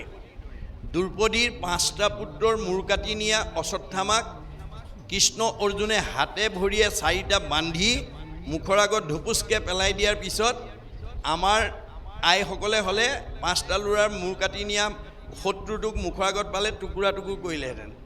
কিন্তু দ্ৰৌপদীয়ে কি ক'লে জানে? মই যেন মৰো পৰিপুত্ৰ শোকে, অগণি হিয়া দহয়, তাহাৰ অৱস্থা শুনি সেহিমতে গৌতমী তেজীবে জীৱ। মোৰ 5টা পুত্ৰৰ মূৰ কাটি নিছে যদিও 5জন স্বামী মোৰ জীয়াই আছে। মই স্বামীৰ মুখলৈ চাই পুত্ৰকেইটাৰ দুখ অকণমান সহিব পাৰোঁ, কিন্তু গৌতমীৰ স্বামী ইতিমধ্যে মৰি গৈছে, একমাত্ৰ অশ্বত্থামাৰ মুখলৈ চাই জীয়াই আছে। এওঁৰ যদি এইটো অৱস্থা শুনে গৌতমীয়ে প্ৰাণ ত্যাগ কৰিব। নাই হাহাকাৰ কৰি গুৰুৰ পুত্ৰৰ প্ৰণামিলা পাৱ চুই, মেলা মেলা বান্ধ ইহাৰৰ দুখেষে অধিকে উদাই জুই। এওঁক খুলি দিয়া বুলি বান্ধ খুলিলে। পুত্ৰবধি দ্বিজ তাহাকো নমিলা, প্ৰণামিলা তুমি মাও, তোমাৰো সমান শান্তি নেদেখিবো কৰিলা হেন আৰাও। গতিকে দ্ৰৌপদীৰ দৰে আমাৰ ক্ষমা গুণৰ প্ৰয়োজন আছে। আৰু ক্ষমা গুণৰ প্ৰয়োজনটো আমাৰ কেনেকুৱা হ'ব লাগে? অৱতাৰী পুৰুষ বুদ্ধদেৱৰ দৰে হ'ব লাগে। বুদ্ধদেৱৰ চাৰিত্ৰিক বৈশিষ্ট্য কি? তেওঁ নিতৌ ভিক্ষা মাগি জীৱন নিৰ্বাহ কৰিছিল। ভিক্ষা কৰিবলৈ গৈ দুবেলা দুমুঠি যি পায়, দুবেলা খাবৰ কাৰণে যিটো প্ৰয়োজন সেইটো পোৱাৰ পিছত দ্বিতীয় ঘৰলৈ ভিক্ষা মাগিবলৈ নাযায়। এদিন এজন ব্ৰাহ্মণৰ ঘৰত গৈ ভিক্ষা মাগিব গৈ চোতালত থিয় হোৱাৰ লগে লগে বুদ্ধদেৱৰ ওপৰত ব্ৰাহ্মণৰ কি আক্ষেপ আছিলে দেখাৰ লগে লগে ডেকা ল'ৰা হৈ ভিক্ষা মাগিব লাজ নাই ইত্যাদিকে এফালৰ পৰা গালি পাৰিবলৈ ধৰিলে। বুদ্ধদেৱে নীৰৱে শুনি আছে। ব্ৰাহ্মণে গালি পাৰি আছে, বুদ্ধদেৱে কোনো প্ৰত্যুত্তৰ দিয়া নাই। আমাৰ বুঢ়াসকলে কয় এখন তাল নাবাজে। গতিকে ব্ৰাহ্মণে গালি পাৰি আছে, বুদ্ধদেৱে মানে কোনো প্ৰতিবাদ কৰা নাই। ব্ৰাহ্মণে গালি পাৰি গালি পাৰিবলৈ নাইকিয়া হৈ গ'ল আৰু তেতিয়া নীৰৱতা অৱলম্বন কৰিছে। তেতিয়া বুদ্ধদেৱে বৰ সাৱলীলভাৱে কৈছে, দেও মই এষাৰ ক'ব পাৰোঁনে? অঁ কোৱা, কি আছে কোৱা। তোমাৰ ঘৰলৈ অতিথি আহিলে তুমি সৎকাৰ কৰা, বোলে কৰোঁ। কিবা দ্ৰব্য থাকিলে খাবলৈ দিয়া, বোলে দিওঁ। তোমাৰ দ্ৰব্যটো যদি অতিথিয়ে গ্ৰহণ নকৰে তুমি পেলাই দিবা নে ঘৰতে ৰাখিবা? কিয় পেলাই দিম? মোৰ দ্ৰব্য নাখালে মোৰ ঘৰত থাকিব। তেতিয়া বুদ্ধদেৱে ক'লে, তুমি ইমান সময় মোক যিখিনি আতিথ্য কৰিলা মোৰ গ্ৰহণ কৰা নহ'ল, তোমালোকে থাকিলেতো। অৰ্থাৎ তুমি যিখিনি গালি পাৰিলা মই সেইখিনি গ্ৰহণ নকৰিলোঁ, তোমালোকে থাকিলেতো। লগে লগে ব্ৰাহ্মণ চকীৰ পৰা নামি আহি সাধাৰণ পুৰুষ নহয় বুলি অষ্টাংগে দীঘল দি পৰি বুদ্ধদেৱৰ ওচৰত দীক্ষা গ্ৰহণ কৰিছে। আমাৰ মানে ক্ষমা গুণটো আমাৰ এইবিলাক উদাহৰণ আমাক দেখুৱাই থৈ গৈছে। তাৰপিছত কৈছে যে বাল্মীকি আছিল চোৰ, কৰিলে পাতক ঘূৰ, দেখা দাসী তনয় নাৰদ, যাৰ ৰাম নাম ঘোষি, হৈলন্ত পৰম ঋষি, পাইলা সুখে মুকুতি সম্পদ। বাল্মীকি মানে চোৰৰ পৰা ঋষি হৈ গৈছে আৰু নাৰদ দাসীপুত্ৰৰ পৰা পাৰিষদী তনুলৈ ৰূপান্তৰ হৈছে, ঈশ্বৰৰ নাম লৈ সাধুৰ সংগ লৈ। এই কথাত দেখুৱাইছে মহাপাপী অজামিল, সিও নামে নিস্তাৰিল, বৈকুণ্ঠত উঠিলা বিমানে। যে অজামিল মহাপাপী আছিলে, কিন্তু 10 নম্বৰ পুতেকৰ নাম নাৰায়ণ ৰাখিছিলে, নাজানে ভগৱানৰ নাম বুলি। মানে মাধৱদেৱে আমাক চিনাকি কৰি দিছে, চাৰিও বেদৰ 4 অক্ষৰ, সাৰ কাঢ়ি আনি ব্ৰহ্মাদেৱে বেকত কৰিয়া থৈলা নাৰায়ণৰ নাম। সেই নাৰায়ণৰ নাম লৈয়া শুদ্ধ কৰোঁ আমি চিত্ৰকায়া, হৰি সন্তোষৰ কাৰণ আন নজানি। গতিকে তেওঁ 10 নম্বৰ ল'ৰাটোৰ নাম নাৰায়ণ ৰাখিছিলে। আৰু আহ নাৰায়ণ, খা নাৰায়ণ, উঠ নাৰায়ণ, পঢ় নাৰায়ণ, কৰ নাৰায়ণ, যা নাৰায়ণ কওঁতে জানিবা নাজানি কৰে নামৰ কীৰ্তন, তথাপিতো পাপ দহি নামে কৰেচোন। পুতেকৰ নামটো কওঁতে তেওঁৰ পাপবিলাক মুক্ত হৈ গৈছিল। গতিকে সেইকাৰণে আমাৰ গুৰুজনাৰ দৰ্শন মতে আমি ল'ৰা ছোৱালীৰ নাম ৰাখিবৰ কাৰণে জ্যোতিষীৰ ওচৰলৈ যাব নালাগে। ভগৱন্তৰ 1000টা নামৰ পৰা এটা নাম আমি দিব পাৰোঁ নেকি, তাৰ প্ৰতি গুৰুত্ব দিব লাগে। তেতিয়া পুতেকৰ নাম লওঁতেও জীৱই মুক্তি লাভ কৰিব পাৰে। এই তথ্য নামৰ মাহাত্ম্যৰ ক্ষেত্ৰত দেখাইছে। তাৰপিছত কি ক'লে যে ব্ৰহ্মা হৰ আদি কৰি, দেৱৰো ঈশ্বৰ হৰি, ধৰ্মৰ উপৰি ৰাজা নাম, পাপত মাৰিও বাৰী, অন্তক পলাওক চাৰি, ডাকি সবে বোলা ৰাম ৰাম। গতিকে ব্ৰহ্মা হৰ বিষ্ণুকে প্ৰমুখ্য কৰি দেৱতাসকলেও যাৰ নাম লৈ উদ্ধাৰ হৈছে। গতিকে তেওঁলোক আজ্ঞাবাহী ভিত্ত মহা দেৱতাসকলেও ঈশ্বৰৰ নাম লৈ ধৰ্ম ৰক্ষা কৰি উদ্ধাৰ হৈছে। গতিকে আমি মানুহ হিচাপে আমি যাতে সেই ভগৱন্তৰ নাম আমি যাতে সদায় ৰাম ৰাম বুলি কোৱাৰ অভ্যাসটো কৰিব লাগে। বেদে কৈছে ৰাম ইতি ৰাম ইতি ৰাম ইতি বদন্তি যে সৰ্বদা, তেইসাং ভক্তি স মুক্তি স ভৱিষ্যতি না সংশয়। আপুনি ৰাম বুলি ক'বলৈ অভ্যাস কৰক। ল'ৰা ছোৱালীক ক'ৰবালৈ যাওঁতে ৰাম বুলি কৈ যোৱা, হৰি বুলি কৈ যোৱা, এই মানে উপদেশ আমাৰ জ্যেষ্ঠসকলে দিব লাগে দেই। ল'ৰাটো স্কুললৈ গৈছে, ক'ৰবালৈ ফুৰিবলৈ গৈছে, আপুনি ক'ব লাগে কৃষ্ণ বুলি কৈ যোৱা, ৰাম বুলি কৈ যোৱা। ককাক আইতাক ওচৰত থাকিলে সেৱা এটা কৰি যোৱা, ভকত থাকিলে এটা সেৱা কৰি যোৱা। এই আদৰ্শৰে আমি যাতে উঠি অহা প্ৰজন্মক যাতে আগবঢ়াই নিব পাৰোঁ। যদি আপোনাৰ কথামতে যদি তেওঁ কৃষ্ণ বুলি গ'ল ৰাম বুলি কৈ গ'ল, যিটোজনে যাই নাম ওচৰি তাৰ পাছে পাছে ভ্ৰমন্ত হৰি, বৎসক স্নেহ যেন ধেনু ধাৱে, ভজিও জানি হেন হৰি পাৱে। যেনেকৈ গাইজনীয়ে পোৱালিটো মুখৰ আগত শিয়াল কুকুৰে আক্ৰমণ কৰিব নোৱাৰাকৈ লৈ যায়, যাত্ৰা কালত যি কৃষ্ণ বুলি কৈ যাব তাৰ পিছে পিছে ভগৱন্ত যাব। একচিত্ত মনে যিটো মহাজনে ফুৰে গুণনাম স্মৰি, তাক ৰক্ষা কৰি ফুৰয় সদায় হাতে কৌমদকী ধৰি। কৌমদকী মানে গদা, গদা মানে নাম। গতিকে নামৰ প্ৰতীক হৈছে গদা। গতিকে আমি নাম লৈ পেলাই যাতে যাত্ৰা কৰিব পাৰোঁ আৰু কৰ্মবিলাক যাতে ঈশ্বৰত অৰ্পণ কৰিব পাৰোঁ, এই আদৰ্শৰে যদি আমি আগবাঢ়ি যাব পাৰোঁ তেতিয়া আমি সমস্ত ফল ভগৱন্তৰ পৰা লাভ কৰিম। যত ধৰ্ম কৰ্ম কৰা কৃষ্ণত অৰ্পণ, তেবে অপ্ৰয়াসে সিজিবে ক প্ৰয়োজন আমাৰ মই কৰিছোঁ বুলি ভাবি কৰিব নালাগে মই কৰা বুলি ভাবিলে অহংকাৰ আহে সমস্ত কৰ্মক মই কৰোঁ বুলি মানে অহংকাৰ বুলি তাকো জানিবা আপুনি আমি যাতে মই কৰিছোঁ বুলি ভাবত যাতে আমি কৰিব লগা নহয় মই নিমিত্তহে তেওঁ তুমি কৰাইছা হৃদিস্থিত হোৱা তুমি যেন কৰাই বাহা স্বামী ঋষিকেশ কৰিব তেনেয় আমাৰ প্ৰত্যেকৰ হৃদয়তে তেওঁ আছে তেওঁ যি মতে কৰাব আমি সেইমতে কৰিম এই দায়িত্বভাৱে আমি যাতে ভক্তি আহৰণ কৰিব পাৰোঁ তাৰ নিদৰ্শন বিভিন্ন কাহিনী উপকাহিনীৰ মাজেদি আমাক কৈ আছে আখ্যান উপাখ্যানৰ মাজেদি কেৱল ভক্তিৰ কথাটো আমাক কৈছে গতিকে আমি ভক্তিৰ আদৰ্শৰে আমি সমাজখন পৰিয়ালটো অঞ্চলটো যাতে আগুৱাই নিব পাৰোঁ তাৰ প্ৰতি ভাগৱতে আমাক নিয়মৰ কথা কৈ আছে আপোনালোকৰ এই ভাগৱত চৰ্চাটো যদি এই নাজিৰা ওপৰ কৈৱৰ্ত গাঁৱত যদি বছৰি হৈ থাকে তেতিয়াহ'লে আপোনালোকৰ সমাজৰ মাজত ইজনৰ প্ৰতি সিজনৰ প্ৰেম ভাৱটো বাঢ়ি যাব আৰু সমাজখন একতাৰ দোলেৰে বান্ধ খাই থাকিব পাৰিব এয়াই হৈছে ধৰ্ম ধৰ্ম বেলেগ বস্তু নহয় ধৰ্মই কি কৰে ঈশ্বৰৰ কথা শুনাৰ অভ্যাসে আমাক ইজনৰ প্ৰতি সিজনক ভাল পাবলৈ শিকায় এয়া সৰ্বপল্লী ৰাধা কৃষ্ণনে সংজ্ঞা দিছে কি বুলি religion binds men to men and men to God ধৰ্মই কি কৰে আমাক ইজন মানুহক সিজন মানুহে ভাল পাবলৈ শিকায় ইজনে সিজনক ভাল পালেহে ভগৱানক ভাল পাব পাৰিম ভগৱানে কৈছে মোক ভাল পোৱাৰ আগতে পৰিয়ালটোক ভাল পাবলৈ শিকিবা মোক ভাল পোৱাৰ আগতে সীমা ঘৰীয়াক ভাল পাবলৈ শিকিবা মোক ভাল পোৱাৰ আগতে তোমাৰ ঘৰলৈ অহা আলহী অতিথি ভকত বৈষ্ণৱক বন্ধু বান্ধৱক ভাল পাবলৈ শিকিবা মোক ভাল পোৱাৰ আগতে দেখাজনক ভাল পাবলৈ শিকিবা দেখাজনকে যি ভাল নাপায় নেদেখাজনক ভাল পোৱাৰ অধিকাৰ নাই গতিকে আমি তৃণমূল পৰিয়ালৰ পৰা সমাজখনক ভাল পোৱাৰ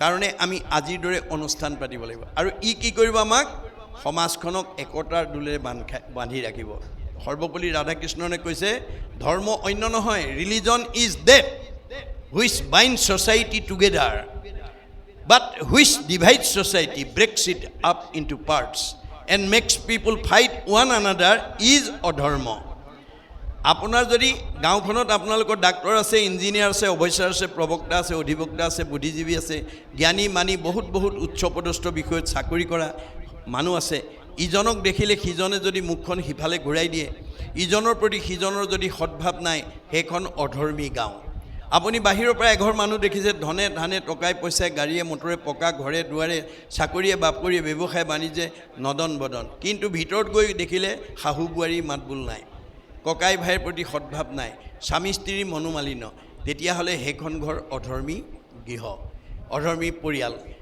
তাকো আমি পৰিৱৰ্তন কৰিব পাৰিম যদি আমি প্ৰত্যেক ঘৰতে প্ৰত্যেকটো নামঘৰতে এই নদীখন বোৱাব পাৰোঁ আমাৰ ভাগৱতে কৈছে কৃষ্ণ নাম কীৰ্তনৰ নদী নাই জিঠানত ভকতৰ সংগ জৈত নাই ব্ৰহ্মাৰ ভুৱন ভৈলে অপবিত্ৰ সিটো আতি যোগ্যনুহে থাকিবে তথাই এই কৃষ্ণ নামৰ নদী যেতিয়ালৈকে বোৱাব নোৱাৰিম তেতিয়ালৈকে ব্ৰহ্মাৰ ভুৱন সদৃশ হ'লেও সেই জেগা বসবাসৰ উপযোগী নহয় এই তথ্য আমাক দিছে